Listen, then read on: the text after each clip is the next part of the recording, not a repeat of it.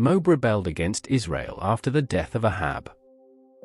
Ahaziah fell down through the lattice in his upper room that was in Samaria, and was sick. So he sent messengers, and said to them, Go, inquire of Baal-zebub, the god of Ekron, whether I will recover of this sickness. But Yahweh's angel said to Elijah the Tishbite, Arise, go up to meet the messengers of the king of Samaria, and tell them, Is it because there is no God in Israel, that you go to inquire of Baal-zebub, the god of Ekron? Now therefore Yahweh says, You will not come down from the bed where you have gone up, but you will surely die. Then Elijah departed. The messengers returned to him, and he said to them, Why is it that you have returned? They said to him, A man came up to meet us, and said to us, Go, return to the king who sent you, and tell him, Yahweh says, Is it because there is no God in Israel, that you send to inquire of Baal-zebub, the god of Ekron? Therefore you will not come down from the bed where you have gone up, but you will surely die. He said to them, What kind of man was he who came up to meet you, and told you these words? They answered him, He was a hairy man, and wearing a leather belt around his waist. He said, It's Elijah the Tishbite. Then the king sent a captain of 50 with his 50 to him. He went up to him, and behold, he was sitting on the top of the hill. He said to him, Man of God, the king has said, Come down. Elijah answered to the captain of 50, If I am a man of God, then let fire come down from the sky, and consume you and your 50. Then fire came down from the sky, and consumed him and his 50. Again he sent to him another captain of 50 with his 50. He answered him, Man of God, the king has said, Come down quickly. Elijah answered them, If I am a man of God, then let fire come down from the sky, and consume you and your 50. Then God's fire came down from the sky, and consumed him and his 50. Again he sent the captain of a third 50 with his 50. The third captain of 50 went up, and came and fell on his knees before Elijah, and begged him, and said to him, Man of God, please let my life, and the life of these 50 of your servants, be precious in your sight. Behold, fire came down from the sky, and consumed the last 2 captains of 50 with their 50s. But now let my life be precious in your sight. Yahweh's angel said to Elijah, Go down with him. Don't be afraid of him. Then he arose, and went down with him to the king. He said to him, Yahweh says, Because you have sent messengers to inquire of Baal-zebub, the god of Ekron, is it because there is no God in Israel to inquire of his word? Therefore you will not come down from the bed where you have gone up, but you will surely die. So he died according to Yahweh's word which Elijah had spoken. Jehoram began to reign in his place in the 2nd year of Jehoram the son of Jehoshaphat king of Judah, because he had no son. Now the rest of the acts of Ahaziah which he did, aren't they written in the book of the Chronicles of the kings of Israel? When Yahweh was about to take Elijah up by a whirlwind into heaven, Elijah went with Elisha from Gilgal. Elijah said to Elisha, Please wait here, for Yahweh has sent me as far as Bethel. Elisha said, As Yahweh lives, and as your soul lives, I will not leave you. So they went down to Bethel. The sons of the prophets who were at Bethel came out to Elisha, and said to him, Do you know that Yahweh will take away your master from your head today? He said, Yes, I know it. Hold your peace. Elijah said to him, Elisha, please wait here, for Yahweh has sent me to Jericho. He said, As Yahweh lives, and as your soul lives, I will not leave you. So they came to Jericho. The sons of the prophets who were at Jericho came near to Elisha, and said to him, Do you know that Yahweh will take away your master from your head today?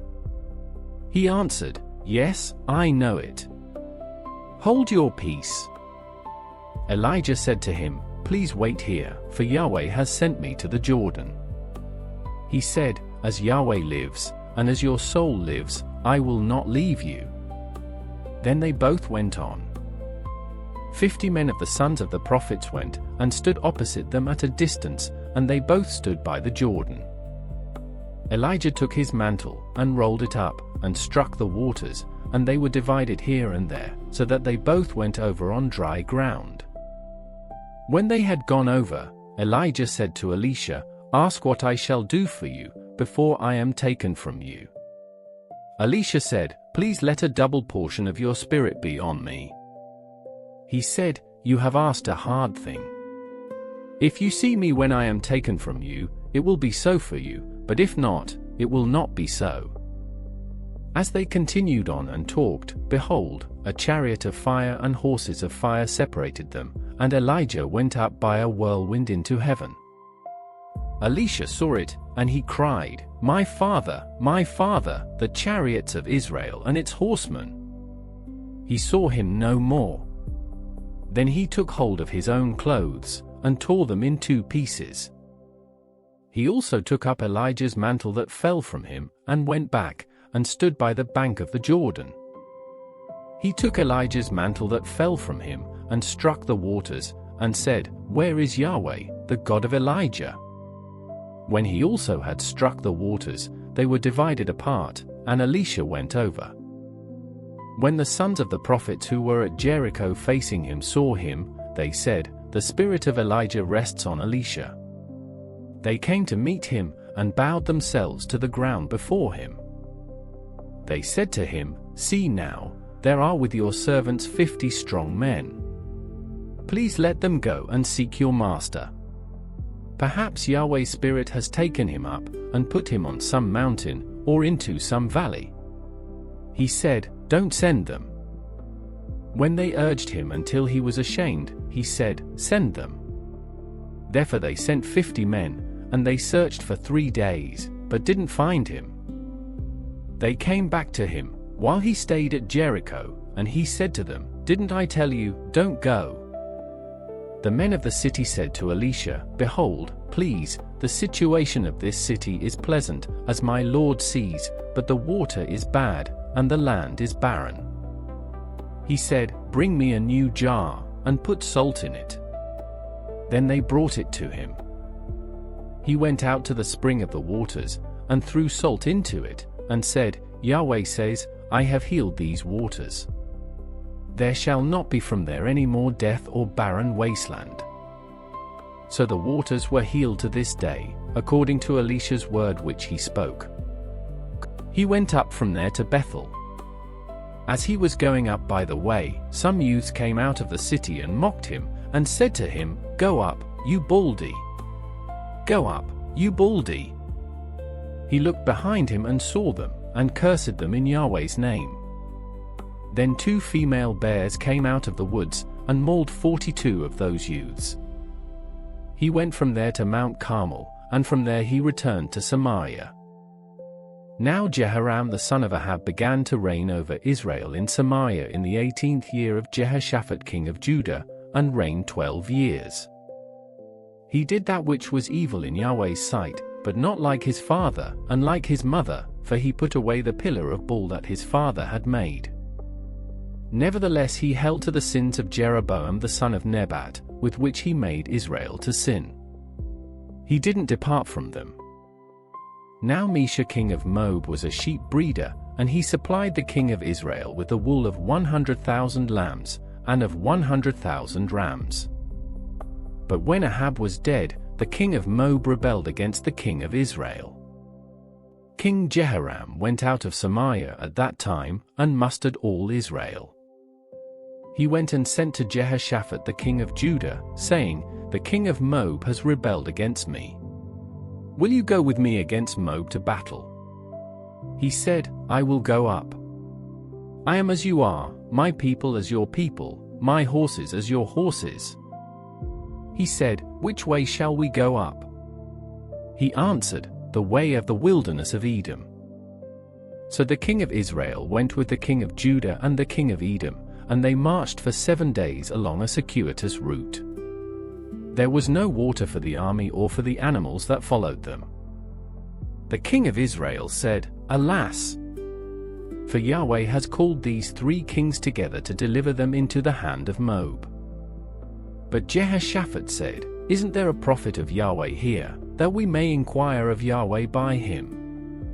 One of the king of Israel's servants answered, "Elisha the son of Shaphat, who poured water on the hands of Elijah, is here." Jehoshaphat said, "Yahweh's word is with him." So the king of Israel and Jehoshaphat and the king of Edom went down to him. Elisha said to the king of Israel, "What have I to do with you? Go to the prophets of your father, and to the prophets of your mother."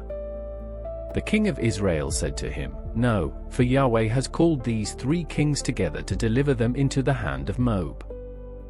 Elisha said, "As Yahweh of armies lives, before whom I stand, surely, were it not that I respect the presence of Jehoshaphat the king of Judah, I would not look toward you, nor see you. But now bring me a musician." When the musician played, Yahweh's hand came on him.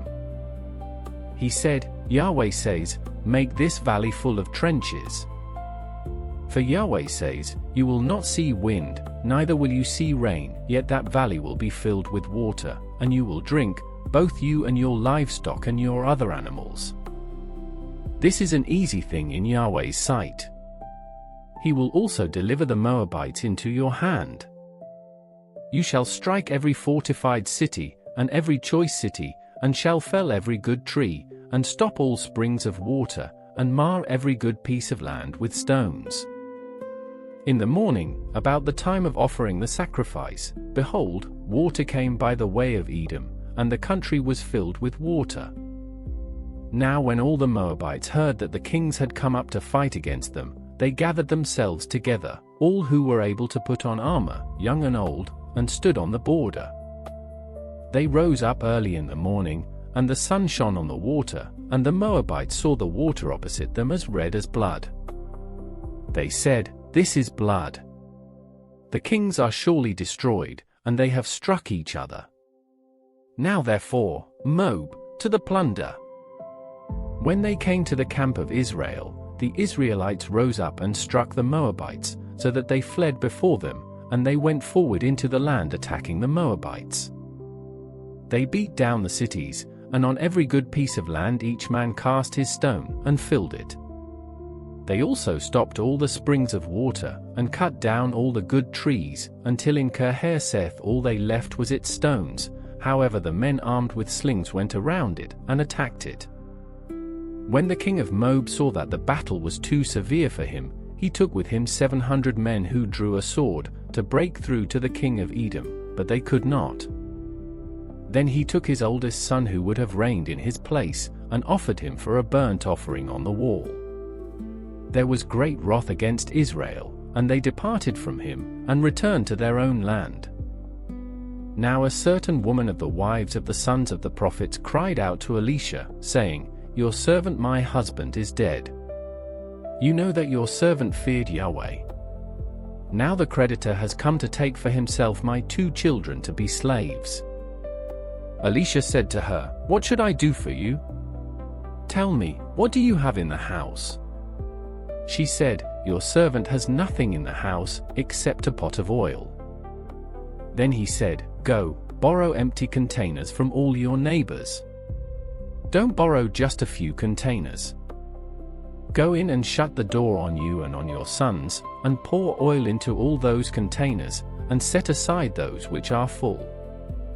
So she went from him, and shut the door on herself and on her sons. They brought the containers to her, and she poured oil. When the containers were full, she said to her son, "Bring me another container."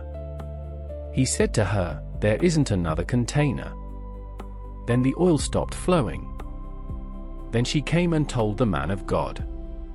He said, "Go, sell the oil, and pay your debt, and you and your sons live on the rest."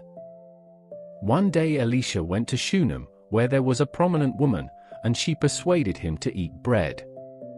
So it was, that as often as he passed by, he turned in there to eat bread. She said to her husband, "See now, I perceive that this is a holy man of God who passes by us continually. Please let's make a little room on the roof. Let's set a bed, a table, a chair, and a lampstand for him there. When he comes to us, he can stay there. One day he came there, and he went to the room and lay there. He said to Gehazi his servant, "Call this Shunammite." When he had called her, she stood before him. He said to him, "Say now to her, Behold, you have cared for us with all this care. What is to be done for you? Would you like to be spoken for to the king, or to the captain of the army?" She answered, "I dwell among my own people." He said, "What then is to be done for her?" Gehazi answered, "Most certainly she has no son, and her husband is old." He said, "Call her." When he had called her, she stood in the door. He said, "At this season, when the time comes around, you will embrace a son."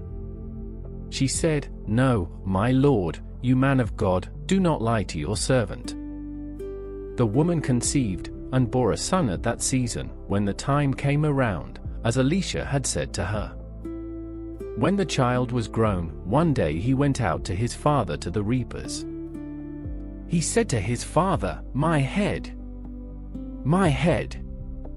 He said to his servant, "Carry him to his mother." When he had taken him, and brought him to his mother, he sat on her knees until noon, and then died. She went up and laid him on the man of God's bed, and shut the door on him, and went out. She called to her husband, and said, "Please send me one of the servants, and one of the donkeys, that I may run to the man of God, and come again." He said, "Why would you want go to him today? It is not a new moon or a Sabbath."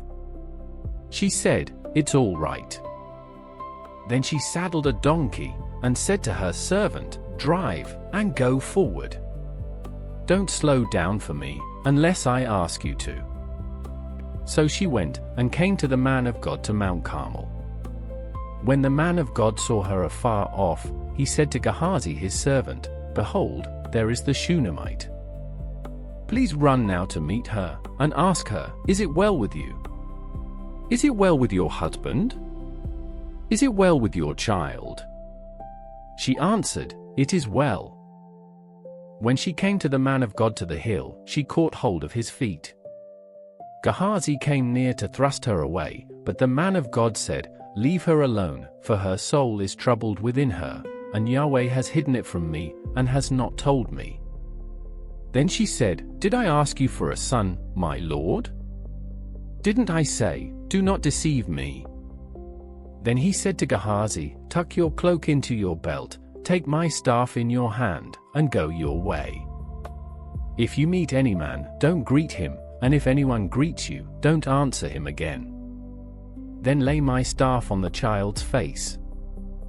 The child's mother said, "As Yahweh lives, and as your soul lives, I will not leave you." So he arose, and followed her. Gehazi went ahead of them, and laid the staff on the child's face, but there was no voice and no hearing. Therefore he returned to meet him, and told him, "The child has not awakened." When Elisha had come into the house, behold, the child was dead, and lying on his bed. He went in therefore, and shut the door on them both, and prayed to Yahweh. He went up, and lay on the child, and put his mouth on his mouth, and his eyes on his eyes, and his hands on his hands. He stretched himself on him, and the child's flesh grew warm. Then he returned, and walked in the house once back and forth, and went up, and stretched himself out on him. Then the child sneezed 7 times, and the child opened his eyes. He called Gehazi, and said, "Call this Shunammite." So he called her. When she had come into him, he said, "Take up your son." Then she went in, fell at his feet, and bowed herself to the ground. Then she picked up her son, and went out. Elisha came again to Gilgal. There was a famine in the land, and the sons of the prophets were sitting before him, and he said to his servant, "Get the large pot, and boil stew for the sons of the prophets." One went out into the field to gather herbs, and found a wild vine, and gathered a lapful of wild gourds from it, and came and cut them up into the pot of stew, for they didn't recognize them. So they poured out for the men to eat. As they were eating some of the stew, they cried out and said, "Man of God, there is death in the pot." And they could not eat it. But he said, "Then bring meal." He threw it into the pot, and he said, "Serve it to the people, that they may eat." And there was nothing harmful in the pot. A man from Elisha came, and brought the man of God some bread of the first fruits, 20 loaves of barley and fresh ears of grain in his sack. He said, "Give to the people, that they may eat." His servant said, "What, should I set this before 100 men?" But he said, "Give the people, that they may eat, for Yahweh says, they will eat, and will have some left over." So he set it before them, and they ate, and had some left over, according to Yahweh's word. Now Naaman, captain of the army of the king of Syria, was a great man with his master, and honorable, because by him Yahweh had given victory to Syria. He was also a mighty man of valor, but he was a leper. The Syrians had gone out in bands, and had brought away captive out of the land of Israel a little maiden, and she waited on Naaman's wife. She said to her mistress, "I wish that my lord were with the prophet who is in Samaria. Then he would heal him of his leprosy." Someone went in, and told his lord, saying, "The maiden who is from the land of Israel said this." The king of Syria said, "Go now, and I will send a letter to the king of Israel." He departed, and took with him 10 talents of silver, and 6,000 pieces of gold, and 10 changes of clothing. He brought the letter to the king of Israel, saying, "Now when this letter has come to you, behold, I have sent Naaman my servant to you, that you may heal him of his leprosy." When the king of Israel had read the letter, he tore his clothes, and said, "Am I God, to kill and to make alive, that this man sends to me to heal a man of his leprosy? But please consider and see how he seeks a quarrel against me." It was so, when Elisha the man of God heard that the king of Israel had torn his clothes, that he sent to the king, saying, "Why have you torn your clothes? Let him come now to me, and he shall know that there is a prophet in Israel." So Naaman came with his horses and with his chariots, and stood at the door of the house of Elisha. Elisha sent a messenger to him, saying, "Go and wash in the Jordan 7 times, and your flesh shall come again to you, and you shall be clean." But Naaman was angry, and went away, and said, "Behold, I thought, he will surely come out to me, and stand, and call on the name of Yahweh his God, and wave his hand over the place, and heal the leper. Aren't Abana and Pharpar, the rivers of Damascus, better than all the waters of Israel? Couldn't I wash in them, and be clean?" So he turned and went away in a rage. His servants came near, and spoke to him, and said, "My father, if the prophet had asked you do some great thing, wouldn't you have done it? How much rather then, when he says to you, 'Wash, and be clean'?" Then went he down, and dipped himself 7 times in the Jordan, according to the saying of the man of God, and his flesh was restored like the flesh of a little child, and he was clean.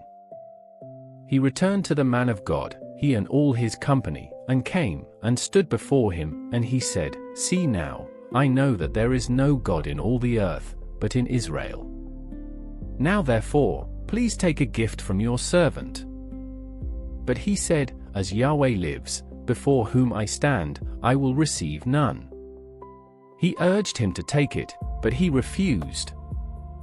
Naaman said, "If not, then, please let 2 mules' burden of earth be given to your servant, for your servant will from now on offer neither burnt offering nor sacrifice to other gods, but to Yahweh. In this thing may Yahweh pardon your servant, when my master goes into the house of Rimmon to worship there, and he leans on my hand, and I bow myself in the house of Rimmon. When I bow myself in the house of Rimmon, may Yahweh pardon your servant in this thing." He said to him, "Go in peace." So he departed from him a little way. But Gehazi the servant of Elisha the man of God, said, "Behold, my master has spared this Naaman the Syrian, in not receiving at his hands that which he brought. As Yahweh lives, I will run after him, and take something from him." So Gehazi followed after Naaman. When Naaman saw one running after him, he came down from the chariot to meet him, and said, "Is all well?" He said, "All is well. My master has sent me, saying, Behold, even now 2 young men of the sons of the prophets have come to me from the hill country of Ephraim. Please give them a talent of silver and 2 changes of clothing." Naaman said, "Be pleased to take 2 talents." He urged him, and bound 2 talents of silver in 2 bags, with 2 changes of clothing, and laid them on 2 of his servants, and they carried them before him. When he came to the hill, he took them from their hand, and stored them in the house. Then he let the men go, and they departed. But he went in, and stood before his master. Elisha said to him, "Where did you come from, Gehazi?" He said, "Your servant went nowhere." He said to him, "Didn't my heart go with you, when the man turned from his chariot to meet you? Is it a time to receive money, and to receive garments, and olive groves and vineyards, and sheep and cattle, and male servants and female servants? Therefore the leprosy of Naaman will cling to you and to your offspring forever." He went out from his presence a leper, as white as snow. The sons of the prophet said to Elisha, "See now, the place where we live and meet with you is too small for us. Please let us go to the Jordan, and each man take a beam from there, and let's make us a place there, where we may live." He answered, "Go."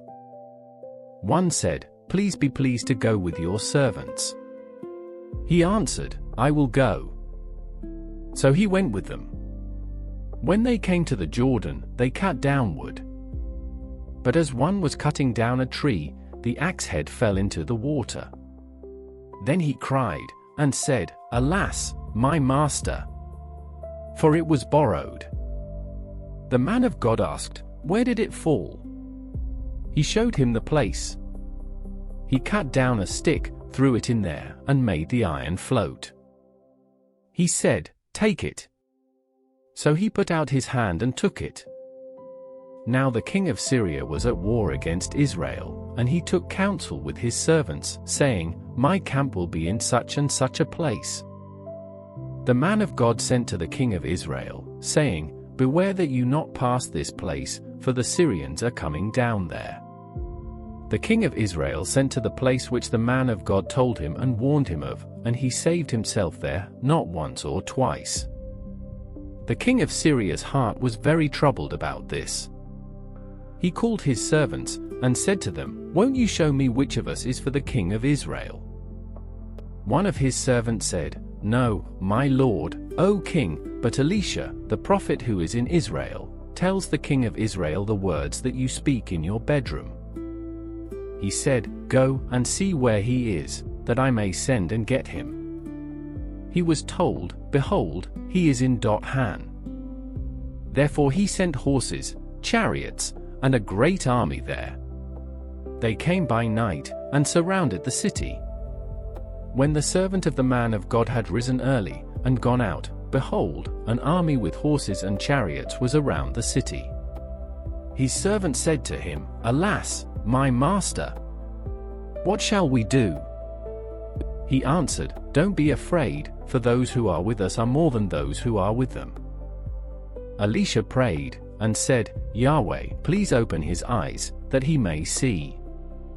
Yahweh opened the young man's eyes, and he saw, and behold, the mountain was full of horses and chariots of fire around Elisha. When they came down to him, Elisha prayed to Yahweh, and said, "Please strike this people with blindness."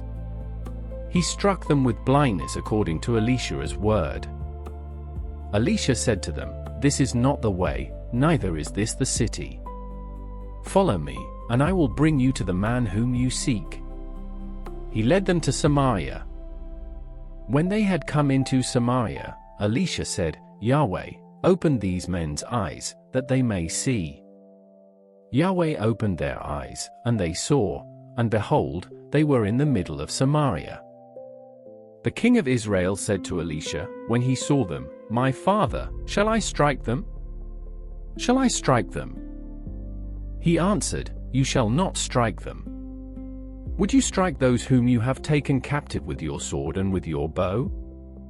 Set bread and water before them, that they may eat and drink, and go to their master." He prepared a great feast for them. When they had eaten and drunk, he sent them away, and they went to their master. So the bands of Syria stopped raiding the land of Israel.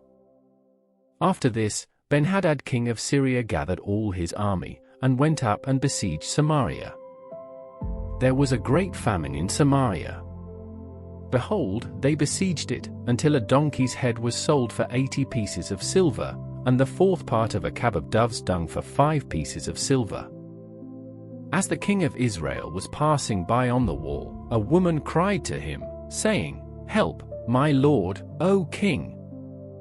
He said, "If Yahweh doesn't help you, where could I get help for you? From of the threshing floor, or from the wine press?" The king said to her, "What is your problem?" She answered, "This woman said to me, 'Give your son, that we may eat him today, and we will eat my son tomorrow.' So we boiled my son, and ate him, and I said to her on the next day, 'Give your son, that we may eat him,' and she has hidden her son." When the king heard the words of the woman, he tore his clothes. Now he was passing by on the wall, and the people looked, and behold, he had sackcloth underneath on his body. Then he said, "God do so to me, and more also, if the head of Elisha the son of Shaphat stays on him today." But Elisha was sitting in his house, and the elders were sitting with him.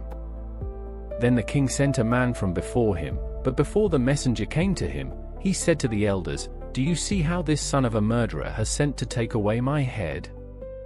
Behold, when the messenger comes, shut the door, and hold the door shut against him.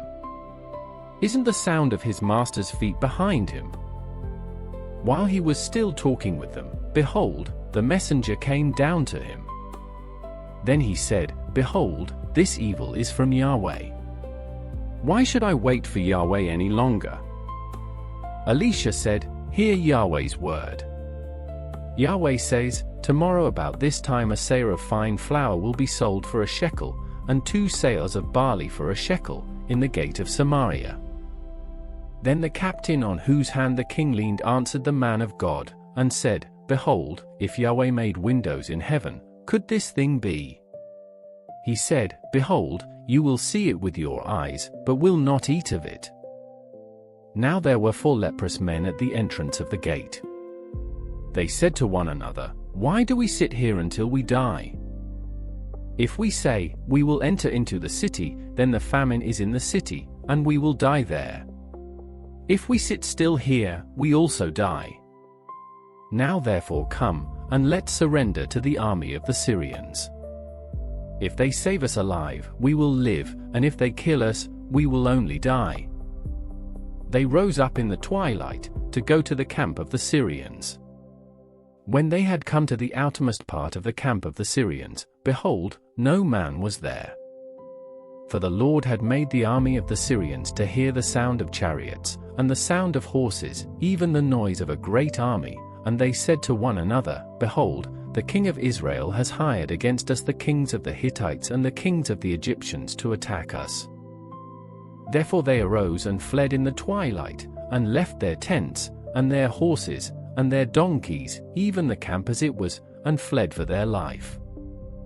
When these lepers came to the outermost part of the camp, they went into one tent, and ate and drank, and carried away silver, gold, and clothing, and went and hid it. Then they came back, and entered into another tent, and carried things from there also, and went and hid them. Then they said to one another, "We aren't doing right. Today is a day of good news, and we keep silent. If we wait until the morning light, punishment will overtake us. Now therefore come, let's go and tell the king's household." So they came and called to the city gatekeepers, and they told them, "We came to the camp of the Syrians, and, behold, there was no man there, not even a man's voice, but the horses tied, and the donkeys tied, and the tents as they were." he called the gatekeepers, and they told it to the king's household within. The king arose in the night, and said to his servants, I will now show you what the Syrians have done to us. They know that we are hungry. Therefore are they gone out of the camp to hide themselves in the field, saying, when they come out of the city, we shall take them alive, and get into the city. One of his servants answered, Please let some people take 5 of the horses that remain, which are left in the city. Behold, they are like all the multitude of Israel who are left in it. Behold, they are like all the multitude of Israel who are consumed. Let's send and see. Therefore they took 2 chariots with horses, and the king sent them out to the Syrian army, saying, Go and see. They went after them to the Jordan, and behold, all the path was full of garments and equipment which the Syrians had cast away in their haste. The messengers returned, and told the king. The people went out and plundered the camp of the Syrians. So a seah of fine flour was sold for a shekel, and 2 measures of barley for a shekel, according to Yahweh's word. The king appointed the captain on whose hand he leaned to be in charge of the gate, and the people trampled over him in the gate, and he died as the man of God had said, who spoke when the king came down to him. It happened as the man of God had spoken to the king, saying, 2 seahs of barley for a shekel, and a seah of fine flour for a shekel, shall be tomorrow about this time in the gate of Samaria. And that captain answered the man of God, and said, Now, behold, if Yahweh made windows in heaven, might such a thing be? And he said, Behold, you will see it with your eyes, but will not eat of it. It happened like that to him, for the people trampled over him in the gate, and he died. Now Elisha had spoken to the woman whose son he had restored to life, saying, Arise, and go, you and your household, and stay for a while wherever you can, for Yahweh has called for a famine. It will also come on the land for 7 years. The woman arose, and did according to the man of God's word. She went with her household, and lived in the land of the Philistines for 7 years. At the end of 7 years, the woman returned from the land of the Philistines. Then she went out to beg the king for her house and for her land. Now the king was talking with Gehazi the servant of the man of God, saying, Please tell me all the great things that Elisha has done. As he was telling the king how he had restored to life him who was dead, behold, the woman whose son he had restored to life, begged the king for her house and for her land. Gehazi said, My lord, O king, this is the woman, and this is her son, whom Elisha restored to life. When the king asked the woman, she told him. So the king appointed to her a certain officer, saying, Restore all that was hers, and all the fruits of the field since the day that she left the land, even until now. Elisha came to Damascus, and Ben-Hadad the king of Syria was sick. He was told, The man of God has come here. The king said to Hazael, Take a present in your hand, and go, meet the man of God, and inquire of Yahweh by him, saying, Will I recover from this sickness? So Hazael went to meet him, and took a present with him, even of every good thing of Damascus, 40 camels' burden, and came and stood before him, and said, Your son Ben-Hadad king of Syria has sent me to you, saying, Will I recover from this sickness? Elisha said to him, Go, tell him, you will surely recover, however Yahweh has shown me that he will surely die. He settled his gaze steadfastly on him, until he was ashamed. Then the man of God wept. Hazael said, Why do you weep, my lord? He answered, Because I know the evil that you will do to the children of Israel. You will set their strongholds on fire, and you will kill their young men with the sword, and will dash their little ones in pieces, and rip up their pregnant women. Hazael said, But what is your servant, who is but a dog, that he could do this great thing? Elisha answered, Yahweh has shown me that you will be king over Syria. Then he departed from Elisha, and came to his master, who said to him, What did Elisha say to you? He answered, He told me that you would surely recover. On the next day, he took a thick cloth, dipped it in water, and spread it on his face, so that he died. Then Hazael reigned in his place. In the 5th year of Joram the son of Ahab king of Israel, Jehoshaphat being king of Judah, then Jehoram the son of Jehoshaphat king of Judah began to reign. He was 32 years old when he began to reign. He reigned 8 years in Jerusalem. He walked in the way of the kings of Israel, as did Ahab's house, for he married Ahab's daughter. He did that which was evil in Yahweh's sight. However, Yahweh would not destroy Judah, for David his servant's sake, as he promised him to give to him a lamp for his children always. In his days Edom revolted from under the hand of Judah, and made a king over themselves. Then Joram passed over to Zaire, and all his chariots with him, and he rose up by night, and struck the Edomites who surrounded him, and the captains of the chariots, and the people fled to their tents. So Edom revolted from under the hand of Judah to this day. Then Libnah revolted at the same time. The rest of the acts of Joram, and all that he did, aren't they written in the book of the Chronicles of the kings of Judah? Joram slept with his fathers, and was buried with his fathers in David's city, and Ahaziah his son reigned in his place. In the 12th year of Joram the son of Ahab king of Israel, Ahaziah the son of Jehoram king of Judah began to reign. Ahaziah was 22 years old when he began to reign, and he reigned 1 year in Jerusalem. His mother's name was Athaliah the daughter of Omri king of Israel. He walked in the way of Ahab's house, and did that which was evil in Yahweh's sight, as did Ahab's house, for he was the son-in-law of Ahab's house. He went with Joram the son of Ahab to war against Hazael king of Syria at Ramoth-Gilead, and the Syrians wounded Joram. King Joram returned to be healed in Jezreel from the wounds which the Syrians had given him at Ramah when he fought against Hazael king of Syria. Ahaziah the son of Jehoram king of Judah went down to see Joram the son of Ahab in Jezreel, because he was sick.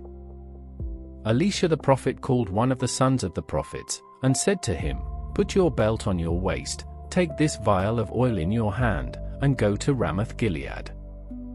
When you come there, find Jehu the son of Jehoshaphat the son of Nimshi, and go in, and make him rise up from among his brothers, and take him to an inner room. Then take the vial of oil, and pour it on his head, and say, 'Yahweh says, I have anointed you king over Israel.' Then open the door, flee, and don't wait." So the young man, even the young man, the prophet, went to Ramoth-Gilead. When he came, behold, the captains of the army were sitting. Then he said, "I have a message for you, captain." Jane said, "To which of us all?" He said, "To you, O captain." He arose, and went into the house. Then he poured the oil on his head, and said to him, "Yahweh, the God of Israel, says, I have anointed you king over the people of Yahweh, even over Israel. You must strike your master Ahab's house, that I may avenge the blood of my servants the prophets, and the blood of all the servants of Yahweh, at the hand of Jezebel. For the whole house of Ahab will perish. I will cut off from Ahab everyone who urinates against a wall, both him who is shut up and him who is left at large in Israel. I will make Ahab's house like the house of Jeroboam the son of Nebat, and like the house of Baasha the son of Ahijah. The dogs will eat Jezebel on the plot of ground of Jezreel, and there shall be no one to bury her." Then he opened the door and fled. When Jehu came out to the servants of his lord, and one said to him, "Is all well? Why did this mad fellow come to you?" He said to them, "You know the man and how he talks." They said, "That is a lie. Tell us now." He said to me, "Yahweh says, I have anointed you king over Israel." Then they hurried, and each man took his cloak, and put it under him on the top of the stairs, and blew the trumpet, saying, "Jehu is king." So Jehu the son of Jehoshaphat the son of Nimshi conspired against Joram. Now Joram was keeping Ramoth-Gilead, he and all Israel, because of Hazael king of Syria. But King Joram had returned to be healed in Jezreel of the wounds which the Syrians had given him when he fought with Hazael king of Syria. Jehu said, "If this is your thinking, then let no one escape and go out of the city to go to tell it in Jezreel." So Jehu rode in a chariot and went to Jezreel, for Joram lay there. Ahaziah king of Judah had come down to see Joram. Now the watchman was standing on the tower in Jezreel, and he spied the company of Jehu as he came, and said, "I see a company." Joram said, "Take a horseman, and send to meet them, and let him say, 'Is it peace?'" So one went on horseback to meet him, and said, "The king says, 'Is it peace?'" Jehu said, "What do you have to do with peace? Fall in behind me." The watchman said, "The messenger came to them, but he isn't coming back." Then he sent out a second on horseback, who came to them, and said, "The king says, 'Is it peace?'" Jehu answered, "What do you have to do with peace? Fall in behind me." The watchman said, "He came to them, and isn't coming back. The driving is like the driving of Jehu the son of Nimshi, for he drives furiously." Joram said, "Get ready." They got his chariot ready. Then Joram king of Israel and Ahaziah king of Judah went out, each in his chariot, and they went out to meet Jehu, and found him on Naboth the Jezreelite's land. When Joram saw Jehu, he said, "Is it peace, Jehu?" He answered, "What peace, so long as the prostitution of your mother Jezebel and her witchcraft abound?" Joram turned his hands, and fled, and said to Ahaziah, "This is treason, Ahaziah." Jehu drew his bow with his full strength, and struck Joram between his arms, and the arrow went out at his heart, and he sunk down in his chariot. Then Jehu said to Bidkar his captain, "Pick him up, and throw him in the plot of the field of Naboth the Jezreelite, for remember how, when you and I rode together after Ahab his father, Yahweh laid this burden on him. Surely I have seen yesterday the blood of Naboth, and the blood of his sons, says Yahweh, and I will repay you in this plot of ground, says Yahweh.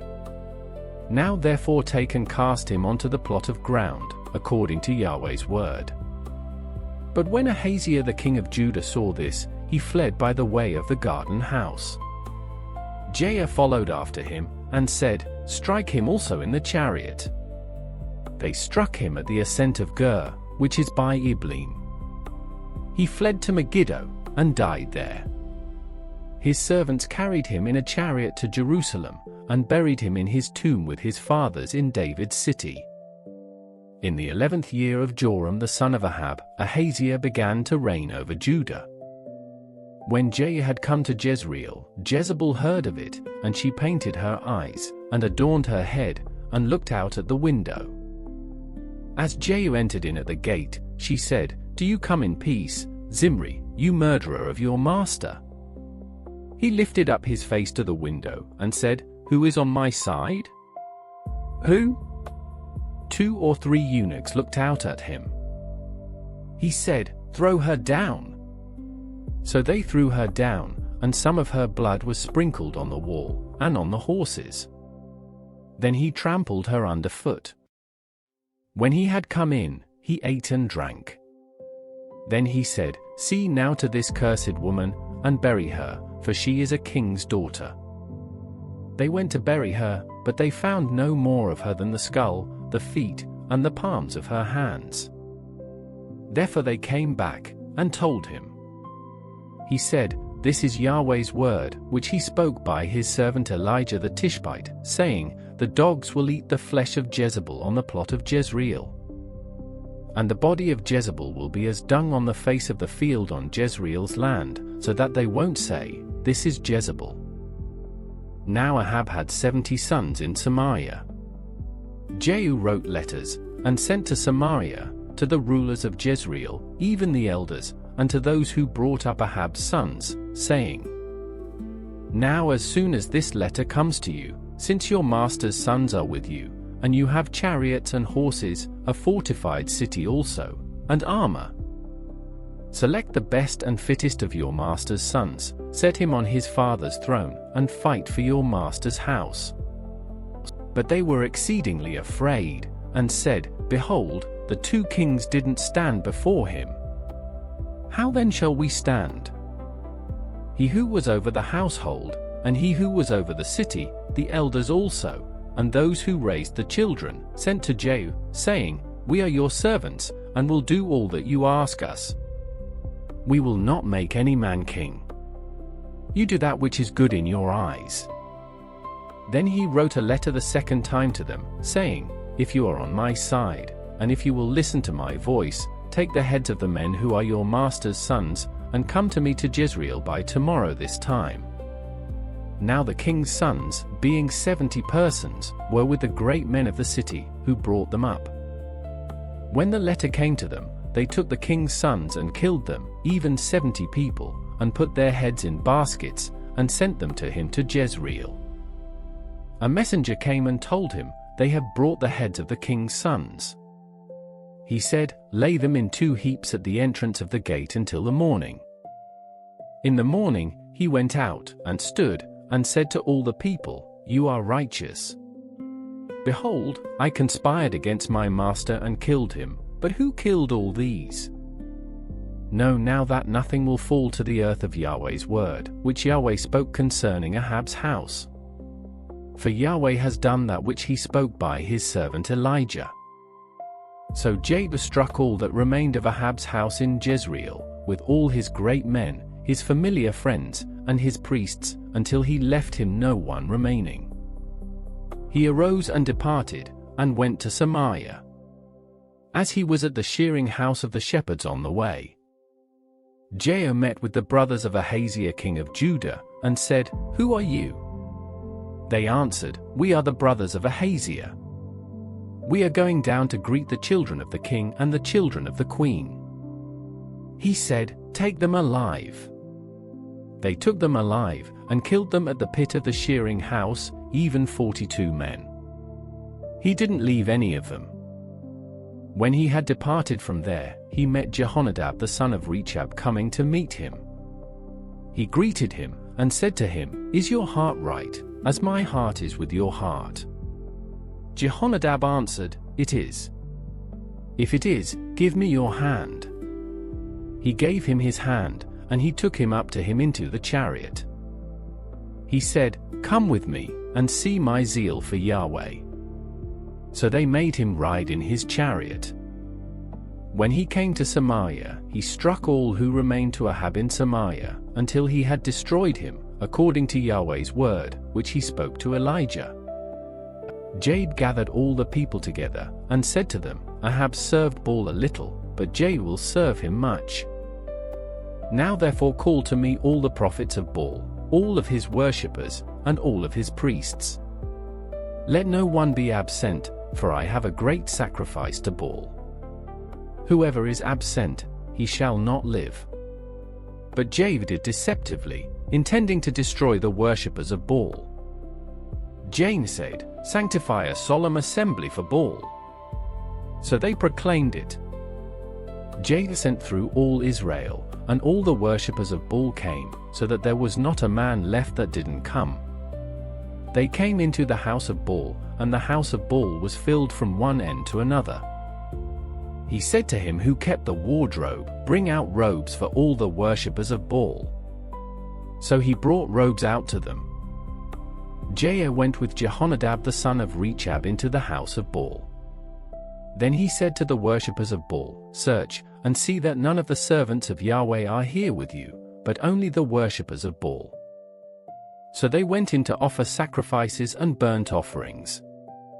Now Jehu had appointed for himself 80 men outside, and said, "If any of the men whom I bring into your hands escape, he who lets him go, his life shall be for the life of him."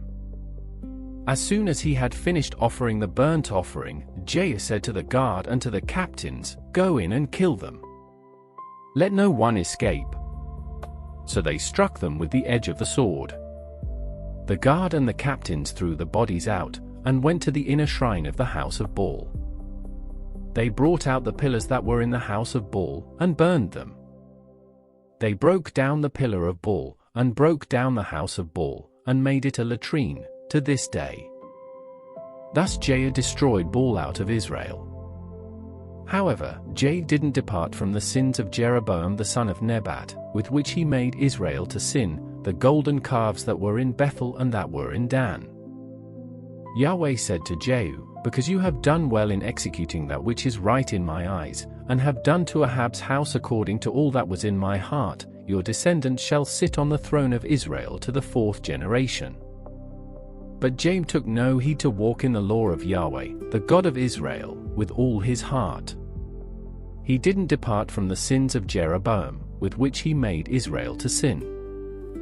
In those days Yahweh began to cut away parts of Israel, and Hazael struck them in all the borders of Israel. From the Jordan eastward, all the land of Gilead, the Gadites, and the Reubenites, and the Manassites, from Aroer, which is by the valley of the Arnon, even Gilead and Bashan.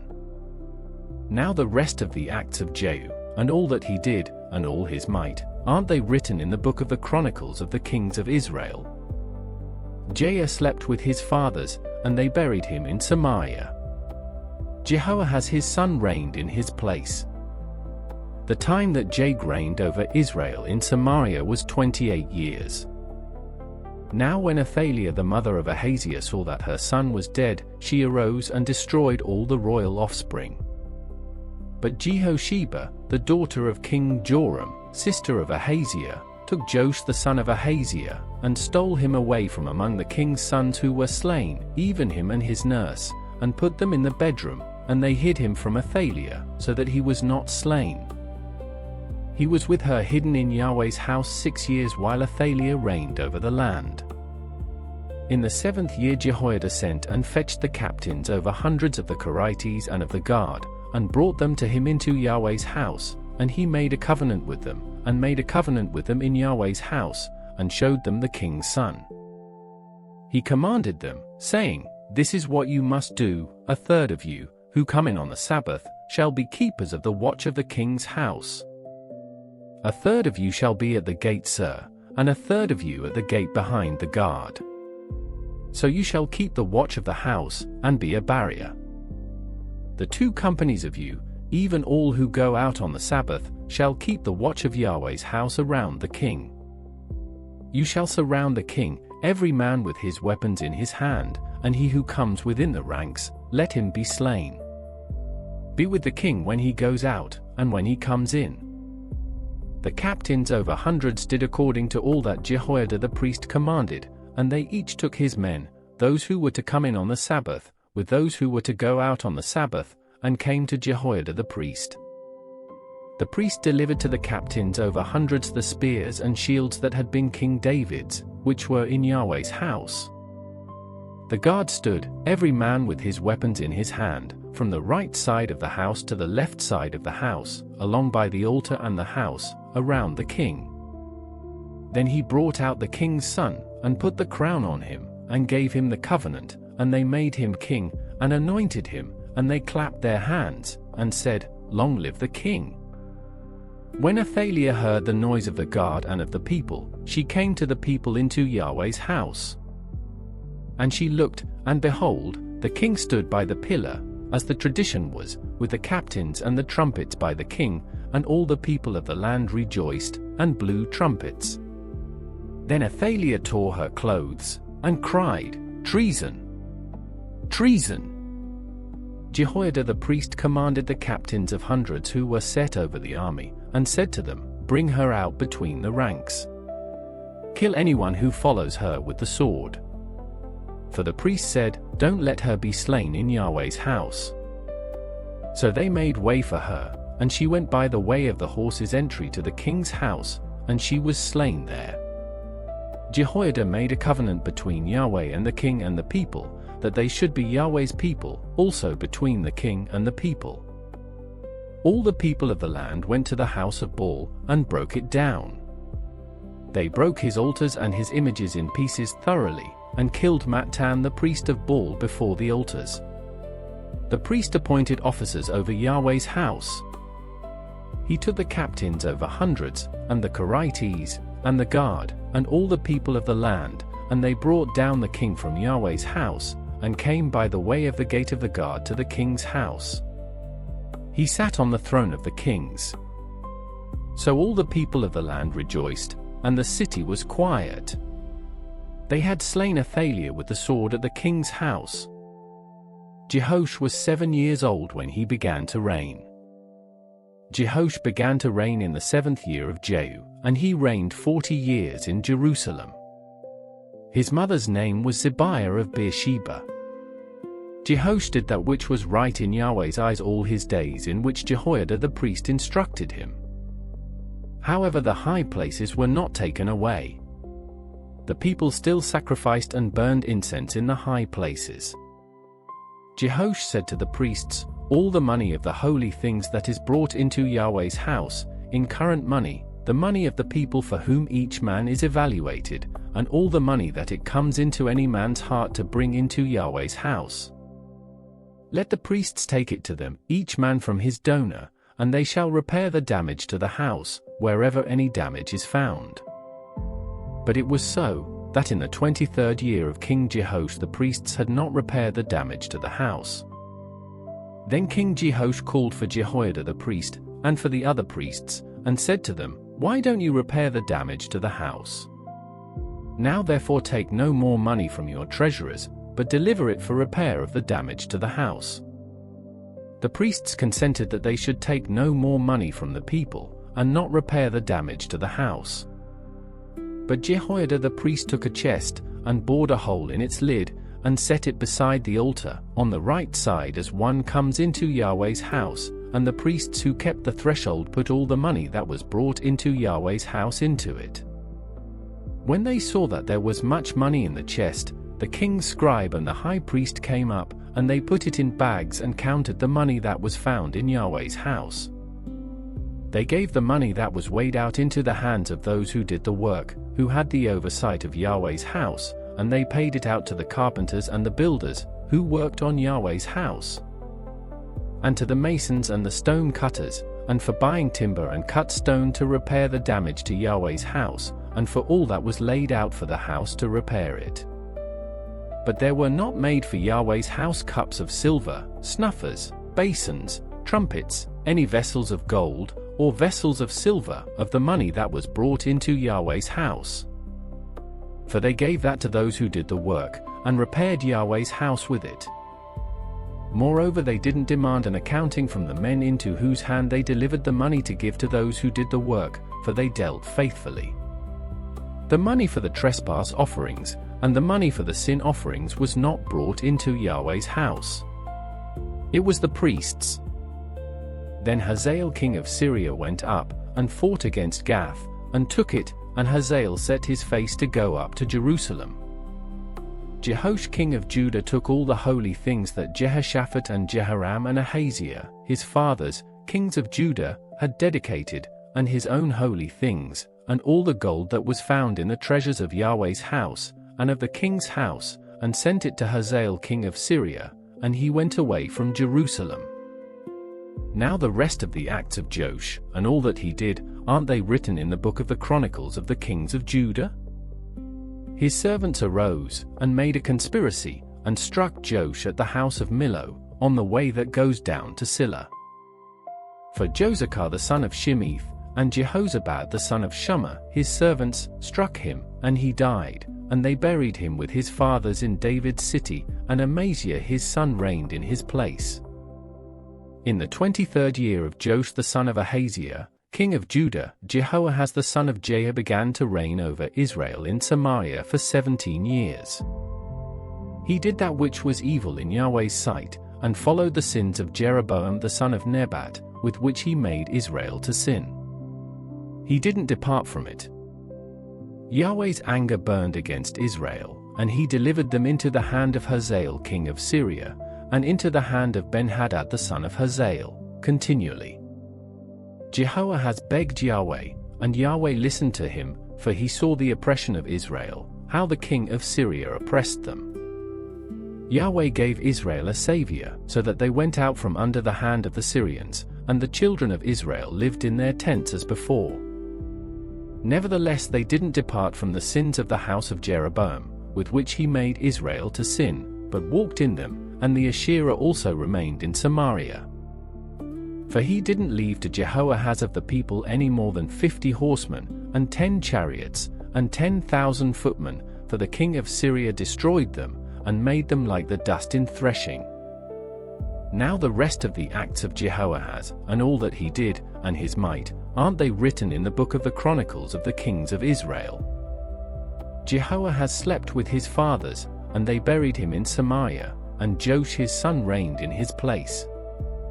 In the 37th year of Joash king of Judah, Jehoash the son of Jehoahaz began to reign over Israel in Samaria for 16 years. He did that which was evil in Yahweh's sight. He didn't depart from all the sins of Jeroboam the son of Nebat, with which he made Israel to sin, but he walked in them. Now the rest of the acts of Joash, and all that he did, and his might with which he fought against Amaziah king of Judah, aren't they written in the book of the Chronicles of the kings of Israel? Joash slept with his fathers, and Jeroboam sat on his throne. Joash was buried in Samaria with the kings of Israel. Now Elisha became sick with the illness of which he died, and Joash the king of Israel came down to him, and wept over him, and said, my father, the chariots of Israel and its horsemen. Elisha said to him, take bow and arrows, and he took bow and arrows for himself. He said to the king of Israel, put your hand on the bow, and he put his hand on it. Elisha laid his hands on the king's hands. He said, open the window eastward, and he opened it. Then Elisha said, shoot, and he shot. He said, Yahweh's arrow of victory, even the arrow of victory over Syria, for you will strike the Syrians in Aphek, until you have consumed them. He said, take the arrows, and he took them. He said to the king of Israel, strike the ground, and he struck 3 times, and stopped. The man of God was angry with him, and said, you should have struck 5 or 6 times. Then you would have struck Syria until you had consumed it, whereas now you will strike Syria just 3 times. Elisha died, and they buried him. Now the band of the Moabites invaded the land at the coming in of the year. As they were burying a man, behold, they saw a band of raiders, and they threw the man into Elisha's tomb. As soon as the man touched Elisha's bones, he revived, and stood up on his feet. Hazael king of Syria oppressed Israel all the days of Jehoahaz. But Yahweh was gracious to them, and had compassion on them, and had respect for them, because of his covenant with Abraham, Isaac, and Jacob, and would not destroy them, and he didn't cast them from his presence as yet. Hazael king of Syria died, and Ben-Hadad his son reigned in his place. Jehoash the son of Jehoahaz took again out of the hand of Ben-Hadad the son of Hazael the cities which he had taken out of the hand of Jehoahaz his father by war. Joash struck him 3 times, and recovered the cities of Israel. In the 2nd year of Joash son of Joahaz king of Israel, Amaziah the son of Joash king of Judah began to reign. He was 25 years old when he began to reign, and he reigned 29 years in Jerusalem. His mother's name was Jehoadin of Jerusalem. He did that which was right in Yahweh's eyes, yet not like David his father. He did according to all that Joash his father had done. However, the high places were not taken away. The people still sacrificed and burned incense in the high places. As soon as the kingdom was established in his hand, he killed his servants who had slain the king his father.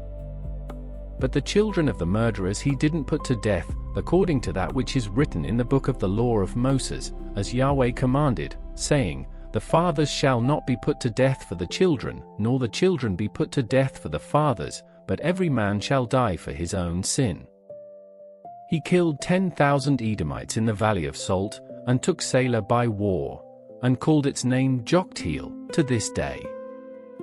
Then Amaziah sent messengers to Jehoash, the son of Jehoahaz son of Jehu, king of Israel, saying, come, let's look one another in the face.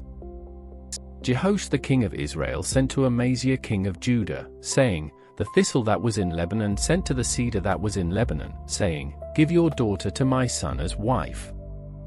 Then a wild animal that was in Lebanon passed by, and trampled down the thistle. You have indeed struck Edom, and your heart has lifted you up. Enjoy the glory of it, and stay at home, for why should you meddle to your harm, that you fall, even you, and Judah with you? But Amaziah would not listen. So Jehoash king of Israel went up, and he and Amaziah king of Judah looked one another in the face at Beth-shemesh, which belongs to Judah. Judah was defeated by Israel, and each man fled to his tent. Jehoash king of Israel took Amaziah king of Judah, the son of Jehoash the son of Ahaziah, at Beth-shemesh, and came to Jerusalem, and broke down the wall of Jerusalem from the gate of Ephraim to the corner gate, 400 cubits. He took all the gold and silver, and all the vessels that were found in Yahweh's house and in the treasures of the king's house, the hostages also, and returned to Samaria. Now the rest of the acts of Jehoash which he did, and his might, and how he fought with Amaziah king of Judah, aren't they written in the book of the Chronicles of the kings of Israel? Jehoash slept with his fathers, and was buried in Samaria with the kings of Israel, and Jeroboam his son reigned in his place. Amaziah the son of Joach king of Judah lived after the death of Jehoash son of Jehoahaz king of Israel 15 years. Now the rest of the acts of Amaziah, aren't they written in the book of the Chronicles of the kings of Judah? They made a conspiracy against him in Jerusalem, and he fled to Lachish, but they sent after him to Lachish, and killed him there. They brought him on horses, and he was buried at Jerusalem with his fathers in David's city. All the people of Judah took Azariah, who was 16 years old, and made him king in the place of his father Amaziah. He built Elath, and restored it to Judah. After that the king slept with his fathers. In the 15th year of Amaziah the son of Joach king of Judah, Jeroboam the son of Joach king of Israel began to reign in Samaria for 41 years. He did that which was evil in Yahweh's sight. He didn't depart from all the sins of Jeroboam the son of Nebat, with which he made Israel to sin. He restored the border of Israel from the entrance of Hamath to the sea of the Arabah, according to Yahweh, the God of Israel's word, which he spoke by his servant Jonah the son of Amittai, the prophet, who was from Gath-hepher. For Yahweh saw the affliction of Israel, that it was very bitter, for all, slave and free, and there was no helper for Israel. Yahweh didn't say that he would blot out the name of Israel from under the sky, but he saved them by the hand of Jeroboam the son of Joash. Now the rest of the acts of Jeroboam, and all that he did, and his might, how he fought, and how he recovered Damascus, and Hamath, which had belonged to Judah, for Israel, aren't they written in the book of the Chronicles of the kings of Israel? Jeroboam slept with his fathers, even with the kings of Israel, and Zechariah his son reigned in his place. In the 27th year of Jeroboam king of Israel, Azariah son of Amaziah king of Judah began to reign. He was 16 years old when he began to reign, and he reigned 52 years in Jerusalem. His mother's name was Jecholiah of Jerusalem. He did that which was right in Yahweh's eyes, according to all that his father Amaziah had done. However, the high places were not taken away. The people still sacrificed and burned incense in the high places. Yahweh struck the king, so that he was a leper to the day of his death, and lived in a separate house. Jotham, the king's son, was over the household, judging the people of the land. Now the rest of the acts of Azariah, and all that he did, aren't they written in the book of the Chronicles of the kings of Judah? Azariah slept with his fathers, and they buried him with his fathers in David's city, and Jotham his son reigned in his place. In the 38th year of Azariah king of Judah, Zechariah the son of Jeroboam reigned over Israel in Samaria 6 months. He did that which was evil in Yahweh's sight, as his fathers had done. He didn't depart from the sins of Jeroboam the son of Nebat, with which he made Israel to sin. Shallum the son of Jabesh conspired against him, and struck him before the people, and killed him, and reigned in his place. Now the rest of the acts of Zechariah, behold, they are written in the book of the Chronicles of the kings of Israel. This was Yahweh's word which he spoke to Jehu, saying, Your sons to the 4th generation shall sit on the throne of Israel. So it came to pass. Shallum the son of Jabesh began to reign in the 39th year of Uzziah king of Judah, and he reigned for a month in Samaria. Menahem the son of Godi went up from Tirzah, came to Samaria, struck Shallum the son of Jabesh in Samaria, killed him, and reigned in his place. Now the rest of the acts of Shallum, and his conspiracy which he made, behold, they are written in the book of the Chronicles of the kings of Israel. Then Menahem attacked Tiphsah, and all who were in it, and its border areas, from Tirzah. He attacked it because they didn't open their gates to him, and he ripped up all their women who were with child. In the 39th year of Azariah king of Judah, Menahem the son of Godi began to reign over Israel for 10 years in Samaria. He did that which was evil in Yahweh's sight. He didn't depart all his days from the sins of Jeroboam the son of Nebat, with which he made Israel to sin. Pul the king of Assyria came against the land, and Menahem gave Pul 1,000 talents of silver, that his hand might be with him to confirm the kingdom in his hand. Menahem exacted the money from Israel, even from all the mighty men of wealth, from each man 50 shekels of silver, to give to the king of Assyria. So the king of Assyria turned back, and didn't stay there in the land. Now the rest of the acts of Menahem, and all that he did, aren't they written in the book of the Chronicles of the kings of Israel? Menahem slept with his fathers, and Pekahiah his son reigned in his place.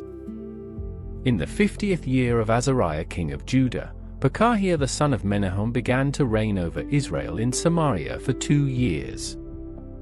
He did that which was evil in Yahweh's sight. He didn't depart from the sins of Jeroboam the son of Nebat, with which he made Israel to sin. Pekah the son of Remaliah, his captain, conspired against him and attacked him in Samaria, in the fortress of the king's house, with Argob and Arieh, and with him were 50 men of the Gileadites. He killed him, and reigned in his place. Now the rest of the acts of Pekahiah, and all that he did, behold, they are written in the book of the Chronicles of the kings of Israel. In the 52nd year of Azariah king of Judah, Pekah the son of Remaliah began to reign over Israel in Samaria for 20 years. He did that which was evil in Yahweh's sight. He didn't depart from the sins of Jeroboam the son of Nebat, with which he made Israel to sin. In the days of Pekah king of Israel, Tiglath-Pileser king of Assyria came and took Ijon, Abel-Beth-Maachah, Janoah, Kadesh, Hazor, Gilead, and Galilee, all the land of Naphtali, and he carried them captive to Assyria. Hoshea the son of Elah made a conspiracy against Pekah the son of Remaliah, attacked him, killed him, and reigned in his place, in the 20th year of Jotham the son of Uzziah. Now the rest of the acts of Pekah, and all that he did, behold, they are written in the book of the Chronicles of the kings of Israel. In the 2nd year of Pekah the son of Remaliah king of Israel, Jotham the son of Uzziah king of Judah began to reign. He was 25 years old when he began to reign, and he reigned 16 years in Jerusalem. His mother's name was Jerusha the daughter of Zadok. He did that which was right in Yahweh's eyes. He did according to all that his father Uzziah had done. However, the high places were not taken away. The people still sacrificed and burned incense in the high places. He built the upper gate of Yahweh's house. Now the rest of the acts of Jotham, and all that he did, aren't they written in the book of the Chronicles of the kings of Judah? In those days, Yahweh began to send Rezin the king of Syria and Pekah the son of Remaliah against Judah. Jotham slept with his fathers, and was buried with his fathers in his father David's city, and Ahaz his son reigned in his place. In the 17th year of Pekah the son of Remaliah, Ahaz the son of Jotham king of Judah began to reign. Ahaz was 20 years old when he began to reign, and he reigned 16 years in Jerusalem. He didn't do that which was right in Yahweh his God's eyes, like David his father. But he walked in the way of the kings of Israel, yes, and made his son to pass through the fire, according to the abominations of the nations whom Yahweh cast out from before the children of Israel. He sacrificed and burned incense in the high places, on the hills, and under every green tree. Then Rezin king of Syria and Pekah son of Remaliah king of Israel came up to Jerusalem to wage war. They besieged Ahaz, but could not overcome him. At that time Rezin king of Syria recovered Elath to Syria, and drove the Jews from Elath, and the Syrians came to Elath, and lived there to this day. So Ahaz sent messengers to Tiglath-Pileser king of Assyria, saying, I am your servant and your son. Come up and save me out of the hand of the king of Syria, and out of the hand of the king of Israel, who rise up against me. Ahaz took the silver and gold that was found in Yahweh's house, and in the treasures of the king's house, and sent it for a present to the king of Assyria. The king of Assyria listened to him, and the king of Assyria went up against Damascus, and took it, and carried its people captive to Kir, and killed Rezin. King Ahaz went to Damascus to meet Tiglath-Pileser king of Assyria, and saw the altar that was at Damascus, and King Ahaz sent to Uriah the priest a drawing of the altar and plans to build it. Uriah the priest built an altar, according to all that King Ahaz had sent from Damascus, so Uriah the priest made it for the coming of King Ahaz from Damascus. When the king had come from Damascus, the king saw the altar, and the king came near to the altar, and offered on it. He burned his burnt offering and his meal offering, poured his drink offering, and sprinkled the blood of his peace offerings on the altar. The bronze altar, which was before Yahweh, he brought from the front of the house, from between his altar and Yahweh's house, and put it on the north side of his altar. King Ahaz commanded Uriah the priest, saying, On the great altar burn the morning burnt offering, the evening meal offering, the king's burnt offering, his meal offering, with the burnt offering of all the people of the land, their meal offering, and their drink offerings, and sprinkle on it all the blood of the burnt offering, and all the blood of the sacrifice, but the bronze altar will be for me to inquire by. Uriah the priest did so, according to all that King Ahaz commanded. King Ahaz cut off the panels of the bases, and removed the basin from off them, and took down the sea from off the bronze oxen that were under it, and put it on a pavement of stone. He removed the covered way for the Sabbath that they had built in the house, and the king's entry outside to Yahweh's house, because of the king of Assyria. Now the rest of the acts of Ahaz which he did, aren't they written in the book of the Chronicles of the kings of Judah? Ahaz slept with his fathers, and was buried with his fathers in David's city, and Hezekiah his son reigned in his place. In the 12th year of Ahaz king of Judah, Hoshea the son of Elah began to reign in Samaria over Israel for 9 years. He did that which was evil in Yahweh's sight, yet not as the kings of Israel who were before him.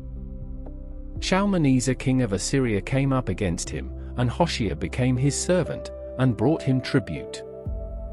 The king of Assyria found conspiracy in Hoshea, for he had sent messengers to So king of Egypt, and offered no tribute to the king of Assyria, as he had done year by year. Therefore the king of Assyria seized him, and bound him in prison. Then the king of Assyria came up throughout all the land, went up to Samaria, and besieged it 3 years. In the 9th year of Hoshea the king of Assyria took Samaria, and carried Israel away to Assyria, and placed them in Halah, and on the Habor, the river of Gozan, and in the cities of the Medes. It was so because the children of Israel had sinned against Yahweh their God, who brought them up out of the land of Egypt from under the hand of Pharaoh king of Egypt, and had feared other gods, and walked in the statutes of the nations whom Yahweh cast out from before the children of Israel, and of the kings of Israel, which they made. The children of Israel secretly did things that were not right against Yahweh their God, and they built high places for themselves in all their cities, from the tower of the watchman to the fortified city. And they set up for themselves pillars and Asherah poles on every high hill, and under every green tree. And there they burned incense in all the high places, as the nations whom Yahweh carried away before them did, and they did wicked things to provoke Yahweh to anger. And they served idols, of which Yahweh had said to them, You shall not do this thing.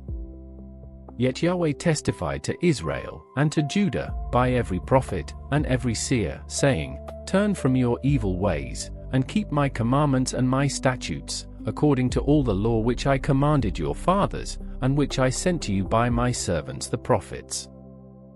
Notwithstanding, they would not listen, but hardened their neck, like the neck of their fathers, who didn't believe in Yahweh their God.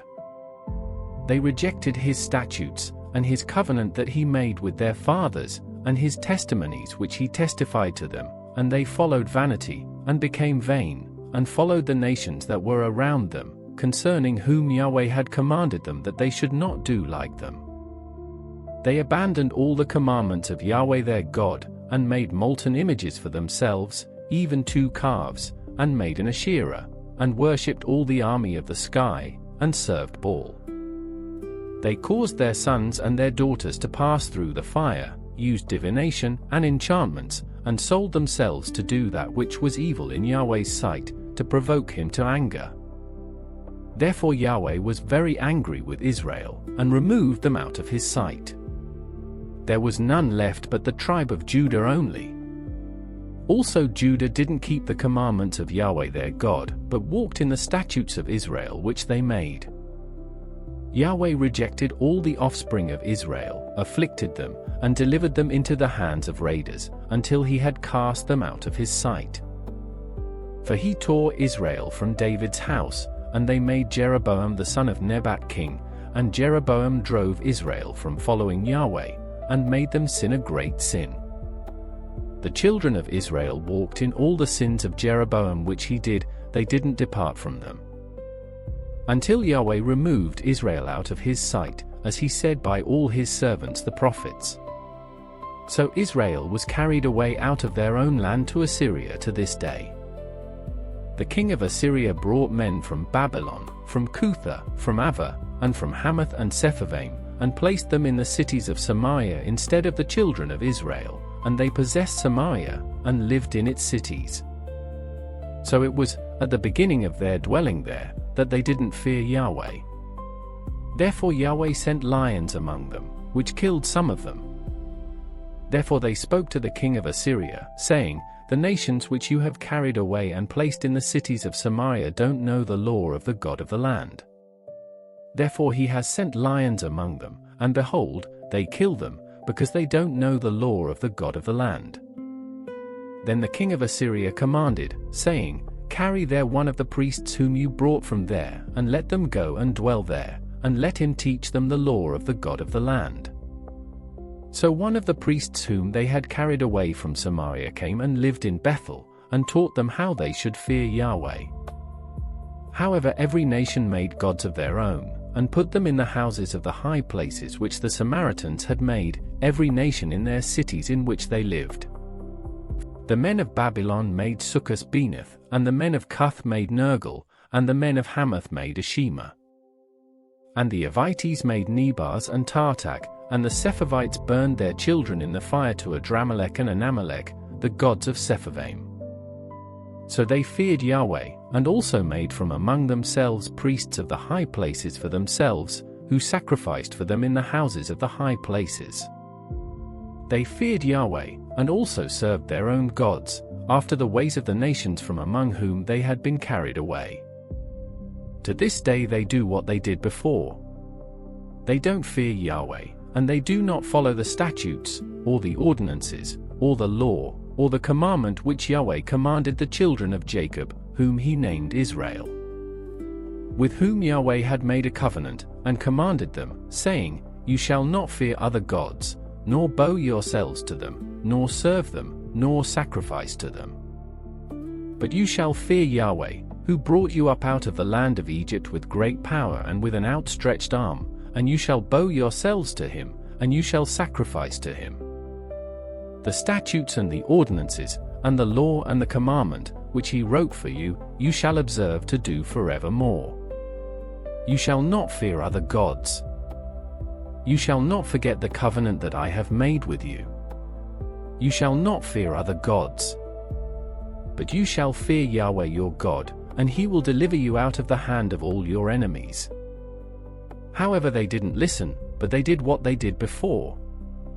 So these nations feared Yahweh, and also served their engraved images. Their children did likewise, and so did their children's children. They do as their fathers did to this day. Now in the 3rd year of Hoshea son of Elah king of Israel, Hezekiah the son of Ahaz king of Judah began to reign. He was 25 years old when he began to reign, and he reigned 29 years in Jerusalem. His mother's name was Abi the daughter of Zechariah. He did that which was right in Yahweh's eyes, according to all that David his father had done. He removed the high places, and broke the pillars, and cut down the Asherah. He also broke in pieces the bronze serpent that Moses had made, because in those days the children of Israel burned incense to it, and he called it Nehushtan. He trusted in Yahweh, the God of Israel, so that after him was no one like him among all the kings of Judah, nor among them that were before him. For he joined with Yahweh. He didn't depart from following him, but kept his commandments, which Yahweh commanded Moses. Yahweh was with him. Wherever he went, he prospered. He rebelled against the king of Assyria, and didn't serve him. He struck the Philistines to Gaza and its borders, from the tower of the watchman to the fortified city. In the 4th year of King Hezekiah, which was the 7th year of Hoshea son of Elah king of Israel, Shalmaneser king of Assyria came up against Samaria, and besieged it. At the end of 3 years they took it. In the 6th year of Hezekiah, which was the 9th year of Hoshea king of Israel, Samaria was taken. The king of Assyria carried Israel away to Assyria, and put them in Halah, and on the Habor, the river of Gozan, and in the cities of the Medes. Because they didn't obey Yahweh their God's voice, but transgressed his covenant, even all that Moses the servant of Yahweh commanded, and would not hear it or do it. Now in the 14th year of King Hezekiah, Sennacherib king of Assyria came up against all the fortified cities of Judah, and took them. Hezekiah king of Judah sent to the king of Assyria to Lachish, saying, I have offended you. Return from me.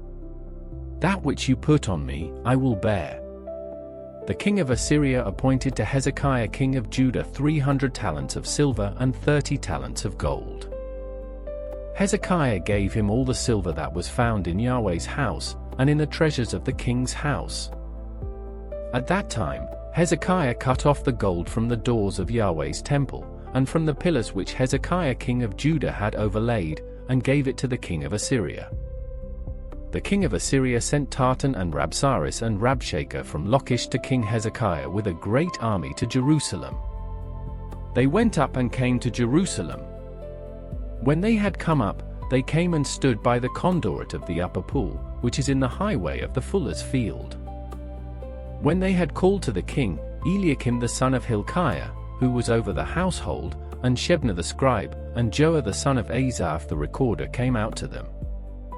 Rabshakeh said to them, Say now to Hezekiah, the great king, the king of Assyria, says, What confidence is this in which you trust?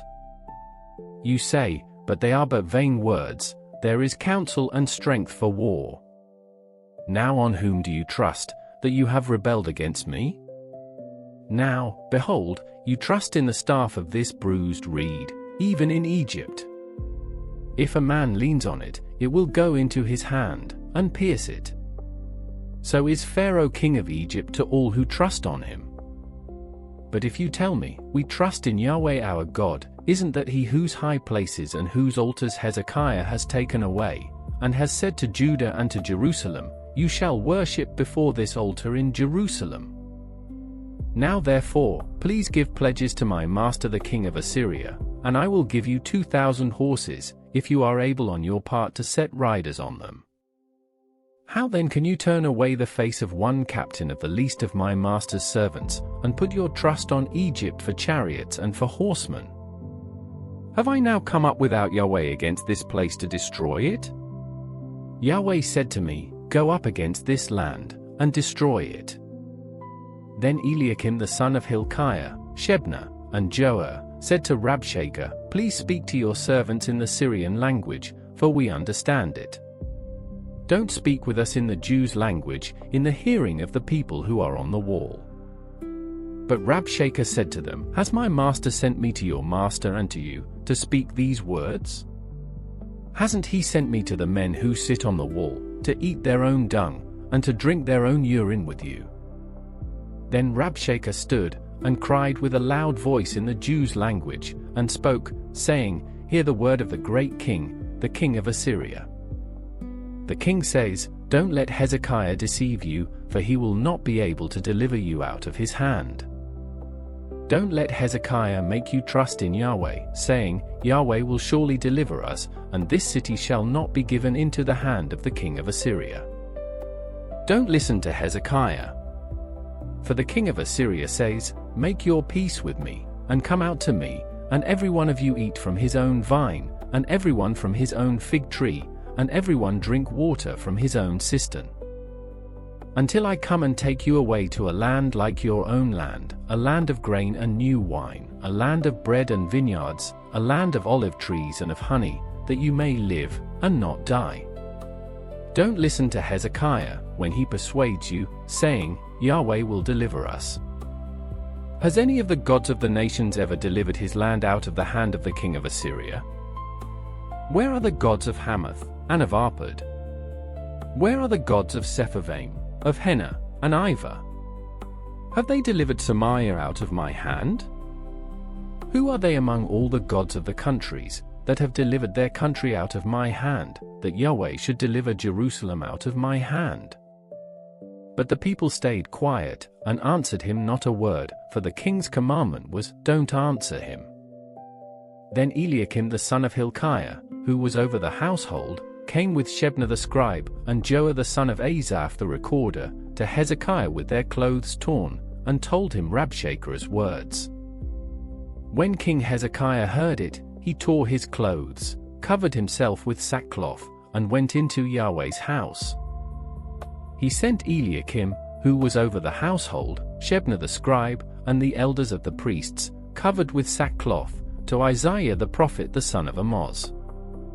They said to him, Hezekiah says, Today is a day of trouble, of rebuke, and of rejection, for the children have come to the point of birth, and there is no strength to deliver them. It may be Yahweh your God will hear all the words of Rabshakeh, whom the king of Assyria his master has sent to defy the living God, and will rebuke the words which Yahweh your God has heard. Therefore lift up your prayer for the remnant that is left. So the servants of King Hezekiah came to Isaiah. Isaiah said to them, Tell your master this, Yahweh says, Don't be afraid of the words that you have heard, with which the servants of the king of Assyria have blasphemed me. Behold, I will put a spirit in him, and he will hear news, and will return to his own land. I will cause him to fall by the sword in his own land. So Rabshakeh returned and found the king of Assyria warring against Libnah, for he had heard that he had departed from Lachish. When he heard it said of Tirhakah king of Ethiopia, Behold, he has come out to fight against you, he sent messengers again to Hezekiah, saying, Tell Hezekiah king of Judah this, Don't let your God in whom you trust deceive you, saying, Jerusalem will not be given into the hand of the king of Assyria. Behold, you have heard what the kings of Assyria have done to all lands, by destroying them utterly. Will you be delivered? Have the gods of the nations delivered them, which my fathers have destroyed, Gozan, Haran, Rezeph, and the children of Eden who were in Telassar? Where is the king of Hamath, the king of Arpad, and the king of the city of Sepharvaim, of Hena, and Ivah? Hezekiah received the letter from the hand of the messengers and read it. Then Hezekiah went up to Yahweh's house, and spread it before Yahweh. Hezekiah prayed before Yahweh, and said, Yahweh, the God of Israel, who are enthroned above the cherubim, you are the God, even you alone, of all the kingdoms of the earth. You have made heaven and earth. Incline your ear, Yahweh, and hear. Open your eyes, Yahweh, and see. Hear the words of Sennacherib, which he has sent to defy the living God. Truly, Yahweh, the kings of Assyria have laid waste the nations and their lands, and have cast their gods into the fire, for they were no gods, but the work of men's hands, wood and stone. Therefore they have destroyed them. Now therefore, Yahweh our God, save us, I beg you, out of his hand, that all the kingdoms of the earth may know that you, Yahweh, are God alone. Then Isaiah the son of Amoz sent to Hezekiah, saying, Yahweh, the God of Israel, says, you have prayed to me against Sennacherib king of Assyria, and I have heard you. This is the word that Yahweh has spoken concerning him, the virgin daughter of Zion has despised you and ridiculed you. The daughter of Jerusalem has shaken her head at you. Whom have you defied and blasphemed? Against whom have you exalted your voice and lifted up your eyes on high? Against the Holy One of Israel. By your messengers you have defied the Lord, and have said, with the multitude of my chariots, I have come up to the height of the mountains, to the innermost parts of Lebanon, and I will cut down its tall cedars and its choice cypress trees, and I will enter into his farthest lodging place, the forest of his fruitful field. I have dug and drunk strange waters, and I will dry up all the rivers of Egypt with the sole of my feet. Haven't you heard how I have done it long ago, and formed it of ancient times? Now I have brought it to pass, that it should be yours to lay waste fortified cities into ruinous heaps. Therefore their inhabitants had little power. They were dismayed and confounded. They were like the grass of the field, and like the green herb, like the grass on the housetops, and like grain blasted before it has grown up. But I know you're sitting down, you're going out, you're coming in, and you're raging against me. Because of your raging against me, and because your arrogance has come up into my ears, therefore I will put my hook in your nose, and my bridle in your lips, and I will turn you back by the way by which you came. This will be the sign to you, this year you will eat that which grows of itself, and in the second year that which springs from that, and in the third year sow, and reap, and plant vineyards, and eat its fruit. The remnant that has escaped of the house of Judah will again take root downward, and bear fruit upward. For out of Jerusalem a remnant will go out, and out of Mount Zion those who shall escape. Yahweh's zeal will perform this. Therefore Yahweh says concerning the king of Assyria, he will not come to this city, nor shoot an arrow there. He will not come before it with shield, nor cast up a mound against it. He will return the same way that he came, and he will not come to this city, says Yahweh. For I will defend this city to save it, for my own sake, and for my servant David's sake. That night, Yahweh's angel went out, and struck 185,000 in the camp of the Assyrians. When men arose early in the morning, behold, these were all dead bodies. So Sennacherib king of Assyria departed, and went, and returned, and lived at Nineveh. As he was worshipping in the house of Nisroch his god, Adramelech and Sherezer struck him with the sword, and they escaped into the land of Ararat.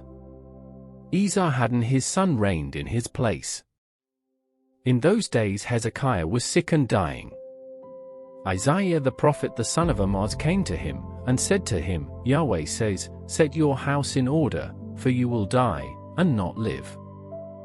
Then he turned his face to the wall, and prayed to Yahweh, saying, Remember now, Yahweh, I beg you, how I have walked before you in truth and with a perfect heart, and have done that which is good in your sight. And Hezekiah wept bitterly. Before Isaiah had gone out into the middle part of the city, Yahweh's word came to him, saying, Turn back, and tell Hezekiah the prince of my people, Yahweh, the God of David your father, says, I have heard your prayer. I have seen your tears. Behold, I will heal you. On the third day, you will go up to Yahweh's house. I will add to your days 15 years.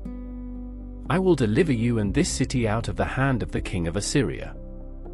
I will defend this city for my own sake, and for my servant David's sake." Isaiah said, "Take a cake of figures." They took and laid it on the boil, and he recovered. Hezekiah said to Isaiah, "What will be the sign that Yahweh will heal me, and that I will go up to Yahweh's house the third day?" Isaiah said, "This will be the sign to you from Yahweh, that Yahweh will do the thing that he has spoken, should the shadow go forward 10 steps, or go back 10 steps." Hezekiah answered, "It is a light thing for the shadow to go forward 10 steps. No, but let the shadow return backward 10 steps. Isaiah the prophet cried to Yahweh, and he brought the shadow 10 steps backward, by which it had gone down on the sundial of Ahaz. At that time Berodach-Baladan the son of Baladan, king of Babylon, sent letters and a present to Hezekiah, for he had heard that Hezekiah had been sick. Hezekiah listened to them, and showed them all the storehouse of his precious things, the silver, the gold, the spices, and the precious oil, and the house of his armor, and all that was found in his treasures. There was nothing in his house, or in all his dominion, that Hezekiah didn't show them. Then Isaiah the prophet came to King Hezekiah, and said to him, "What did these men say? From where did they come to you?" Hezekiah said, "They have come from a far country, even from Babylon." He said, "What have they seen in your house?" Hezekiah answered, "They have seen all that is in my house. There is nothing among my treasures that I have not shown them." Isaiah said to Hezekiah, "Hear Yahweh's word. Behold, the days come that all that is in your house, and that which your fathers have laid up in store to this day, will be carried to Babylon. Nothing will be left, says Yahweh. They will take away some of your sons who will issue from you, whom you will father, and they will be eunuchs in the palace of the king of Babylon." Then Hezekiah said to Isaiah, "Yahweh's word which you have spoken is good." He said moreover, "Isn't it so, if peace and truth will be in my days?" Now the rest of the acts of Hezekiah, and all his might, and how he made the pool, and the conduit, and brought water into the city, aren't they written in the book of the Chronicles of the kings of Judah? Hezekiah slept with his fathers, and Manasseh his son reigned in his place.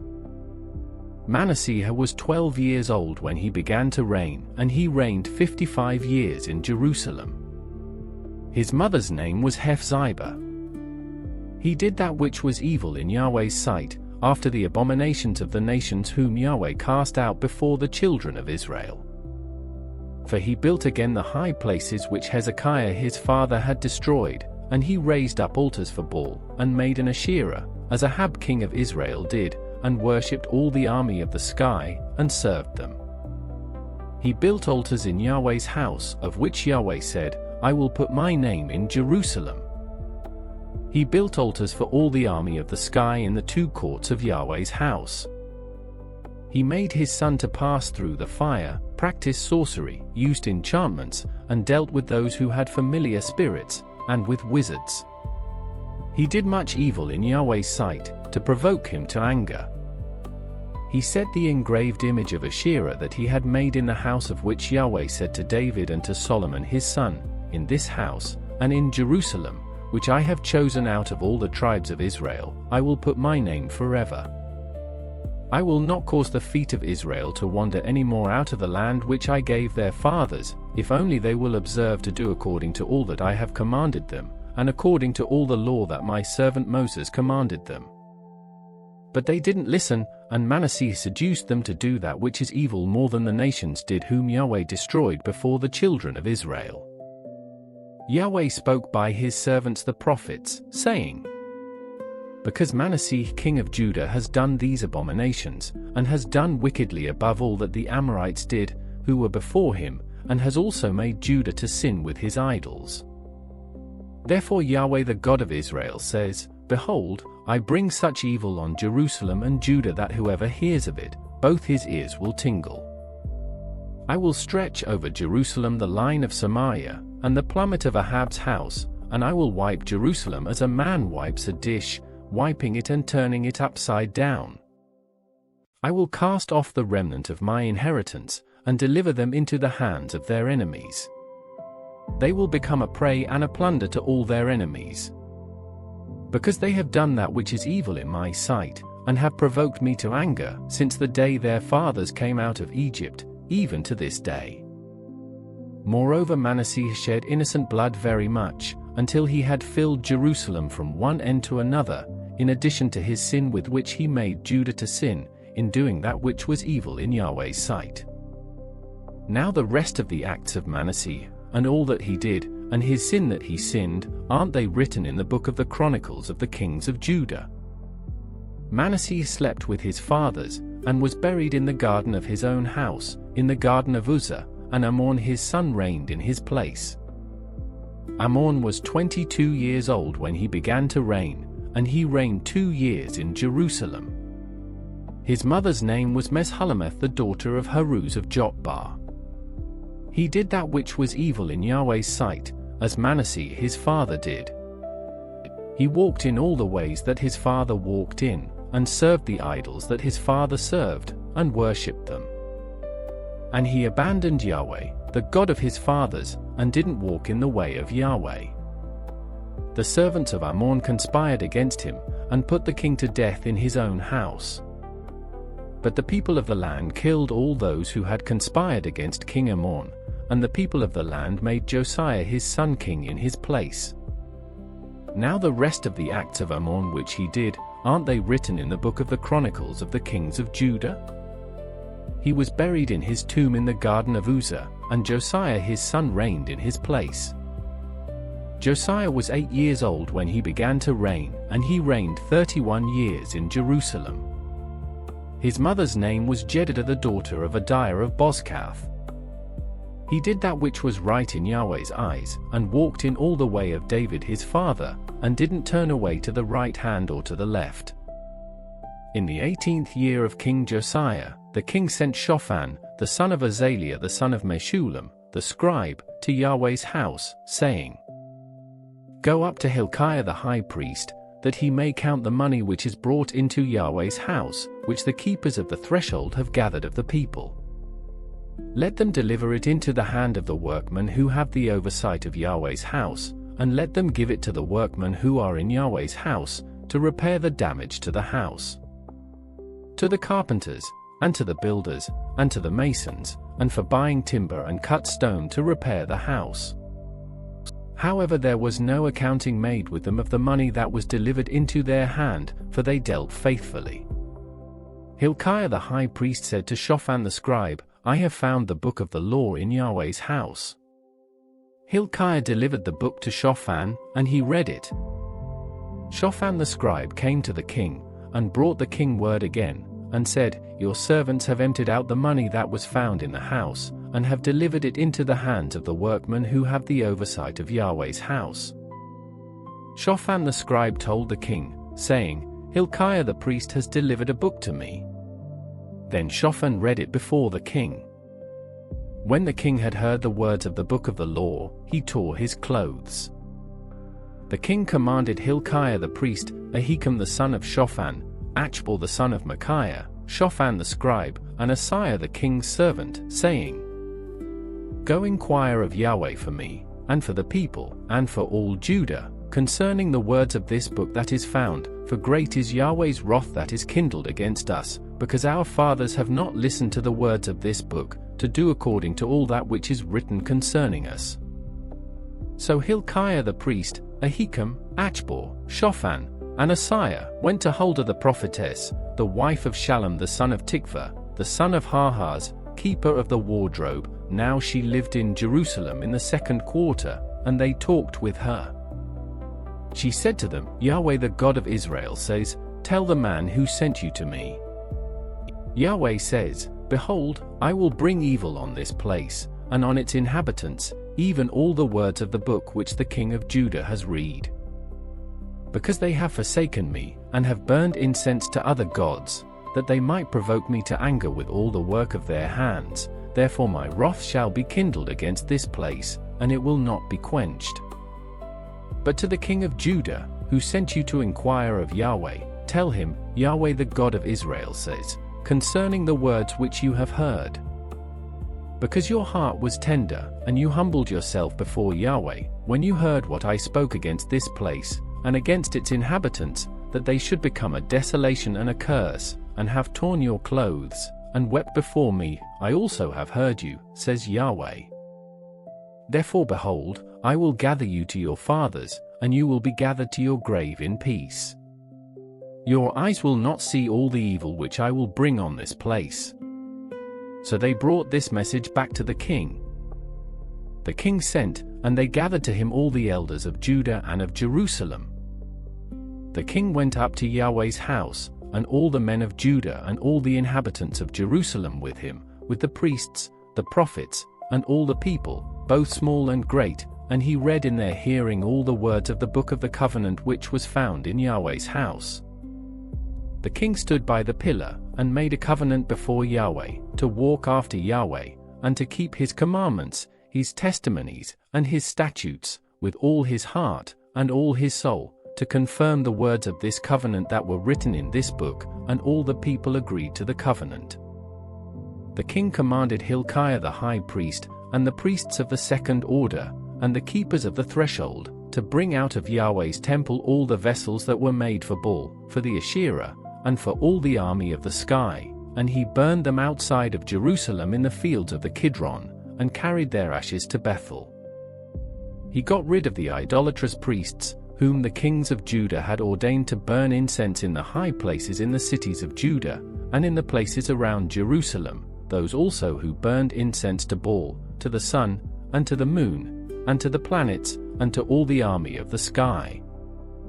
He brought out the Asherah from Yahweh's house, outside of Jerusalem, to the brook Kidron, and burned it at the brook Kidron, and beat it to dust, and cast its dust on the graves of the common people. He broke down the houses of the male shrine prostitutes that were in Yahweh's house, where the women wove hangings for the Asherah. He brought all the priests out of the cities of Judah, and defiled the high places where the priests had burned incense, from Geba to Beersheba, and he broke down the high places of the gates that were at the entrance of the gate of Joshua the governor of the city, which were on a man's left hand at the gate of the city. Nevertheless the priests of the high places didn't come up to Yahweh's altar in Jerusalem, but they ate unleavened bread among their brothers. He defiled Topheth, which is in the valley of the children of Hinnom, that no man might make his son or his daughter to pass through the fire to Molech. He took away the horses that the kings of Judah had given to the sun, at the entrance of Yahweh's house, by the room of Nathan Melech the officer, who was in the court, and he burned the chariots of the sun with fire. The king broke down the altars that were on the roof of the upper room of Ahaz, which the kings of Judah had made, and the altars which Manasseh had made in the two courts of Yahweh's house, and beat them down from there, and cast their dust into the brook Kidron. The king defiled the high places that were before Jerusalem, which were on the right hand of the mountain of corruption, which Solomon the king of Israel had built for Ashtoreth the abomination of the Sidonians, and for Chemosh the abomination of Moab, and for Milcom the abomination of the children of Ammon. He broke in pieces the pillars, cut down the Asherah poles, and filled their places with men's bones. Moreover the altar that was at Bethel, and the high place which Jeroboam the son of Nebat, who made Israel to sin, had made, even that altar and the high place he broke down, and he burned the high place and beat it to dust, and burned the Asherah. As Josiah turned himself, he spied the tombs that were there in the mountain, and he sent, and took the bones out of the tombs, and burned them on the altar, and defiled it, according to Yahweh's word which the man of God proclaimed, who proclaimed these things. Then he said, What monument is that which I see? The men of the city told him, It is the tomb of the man of God, who came from Judah, and proclaimed these things that you have done against the altar of Bethel. He said, Let him be. Let no one move his bones. So they let his bones alone, with the bones of the prophet who came out of Samaria. All the houses also of the high places that were in the cities of Samaria, which the kings of Israel had made to provoke Yahweh to anger, Josiah took away, and did to them according to all the acts that he had done in Bethel. He killed all the priests of the high places that were there, on the altars, and burned men's bones on them, and he returned to Jerusalem. The king commanded all the people, saying, "Keep the Passover to Yahweh your God, as it is written in this book of the covenant." Surely there was not kept such a Passover from the days of the judges who judged Israel, nor in all the days of the kings of Israel, nor of the kings of Judah. But in the 18th year of King Josiah, this Passover was kept to Yahweh in Jerusalem. Moreover, Josiah removed those who had familiar spirits, the wizards, and the teraphim, and the idols, and all the abominations that were seen in the land of Judah and in Jerusalem, that he might confirm the words of the law which were written in the book that Hilkiah the priest found in Yahweh's house. There was no king like him before him, who turned to Yahweh with all his heart, and with all his soul, and with all his might, according to all the law of Moses, and there was none like him who arose after him. Notwithstanding, Yahweh didn't turn from the fierceness of his great wrath, with which his anger burned against Judah, because of all the provocation with which Manasseh had provoked him. Yahweh said, "I will also remove Judah out of my sight, as I have removed Israel, and I will cast off this city which I have chosen, even Jerusalem, and the house of which I said, my name shall be there." Now the rest of the acts of Josiah, and all that he did, aren't they written in the book of the Chronicles of the kings of Judah?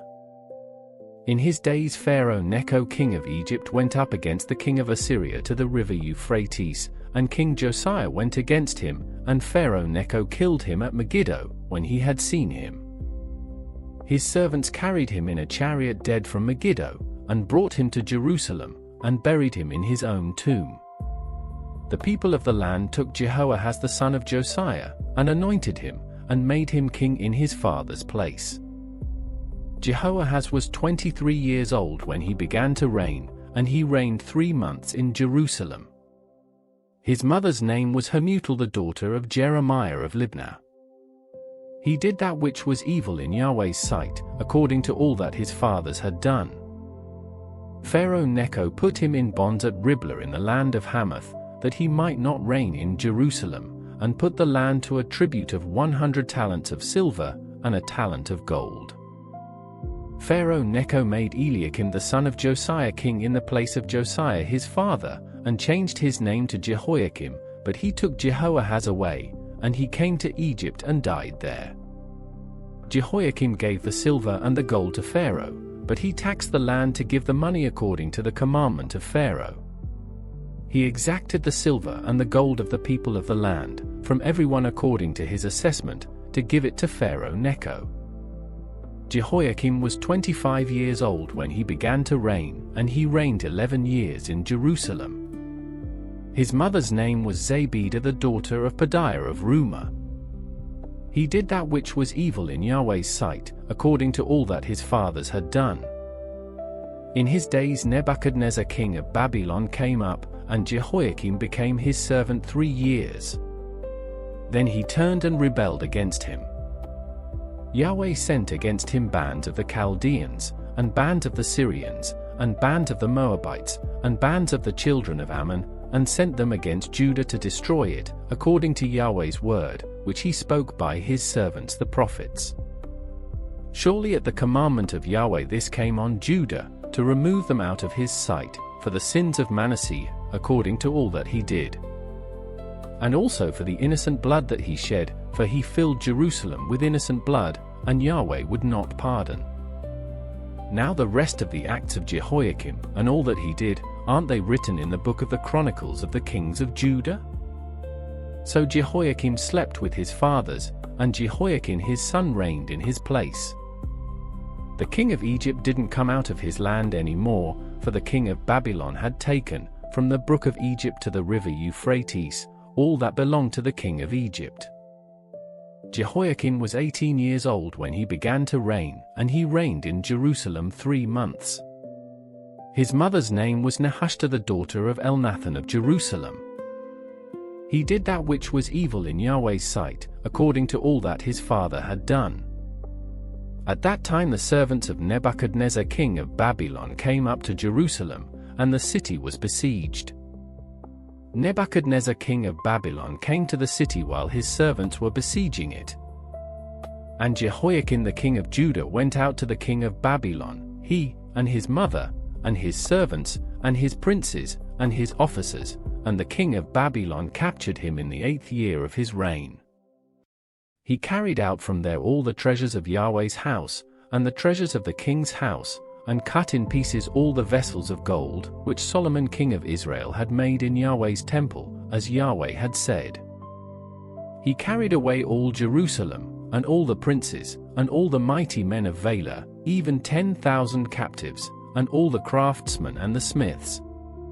No one remained, except the poorest people of the land. He carried away Jehoiakim to Babylon, with the king's mother, the king's wives, his officers, and the chief men of the land.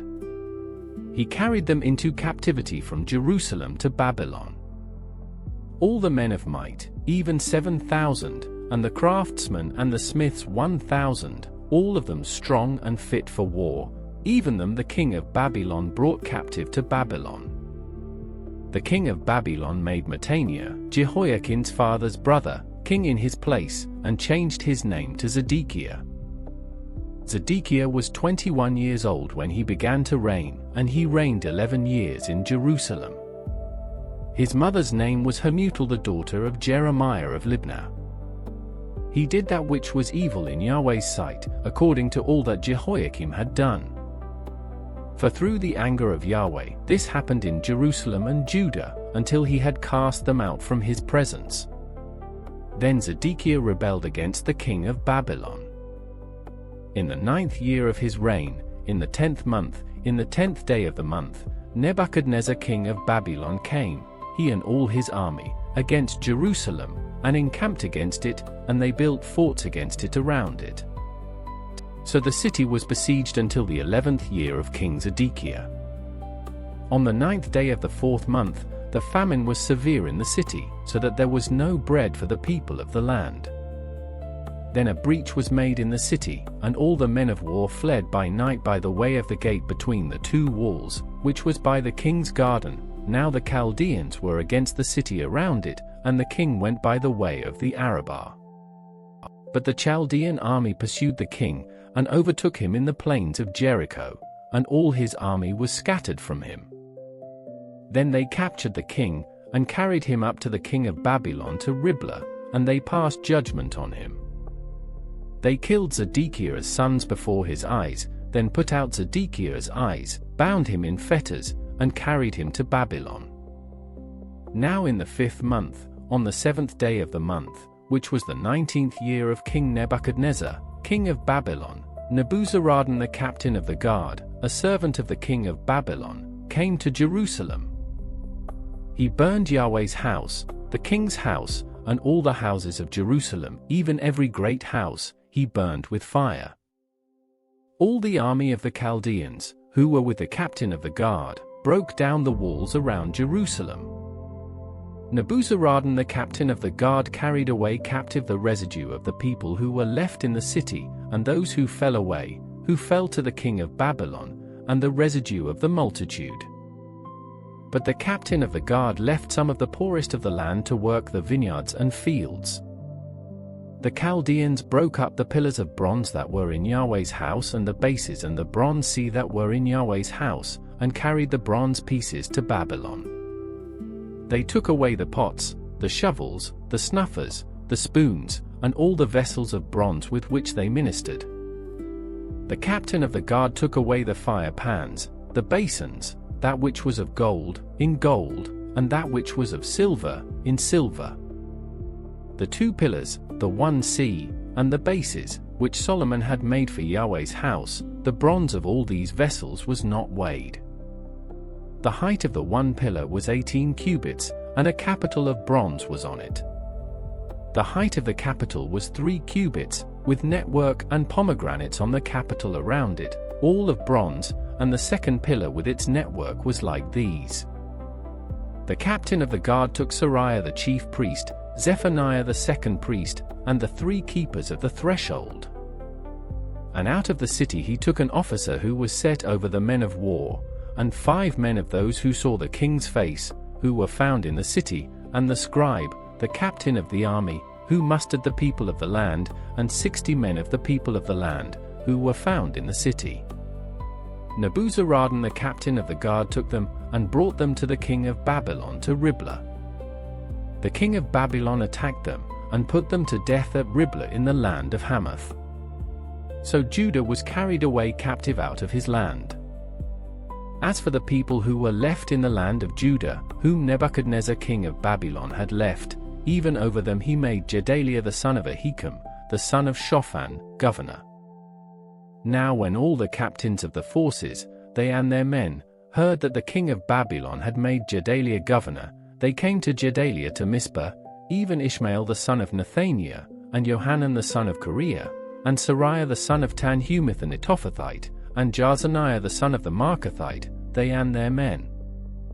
Gedaliah swore to them and to their men, and said to them, Don't be afraid because of the servants of the Chaldeans. Dwell in the land, and serve the king of Babylon, and it will be well with you. But in the 7th month, Ishmael the son of Nethaniah, the son of Elishama, of the royal offspring came, and 10 men with him, and struck Gedaliah, so that he died, with the Jews and the Chaldeans that were with him at Mizpah. All the people, both small and great, and the captains of the forces, arose, and came to Egypt, for they were afraid of the Chaldeans. In the 37th year of the captivity of Jehoiakim king of Judah, in the 12th month, on the 27th day of the month, Evil-Merodach king of Babylon, in the year that he began to reign, lifted up the head of Jehoiakim king of Judah out of prison. And he spoke kindly to him, and set his throne above the throne of the kings who were with him in Babylon, and changed his prison garments. Jehoiakim ate bread before him continually all the days of his life. And for his allowance, there was a continual allowance given him from the king, every day a portion, all the days of his life.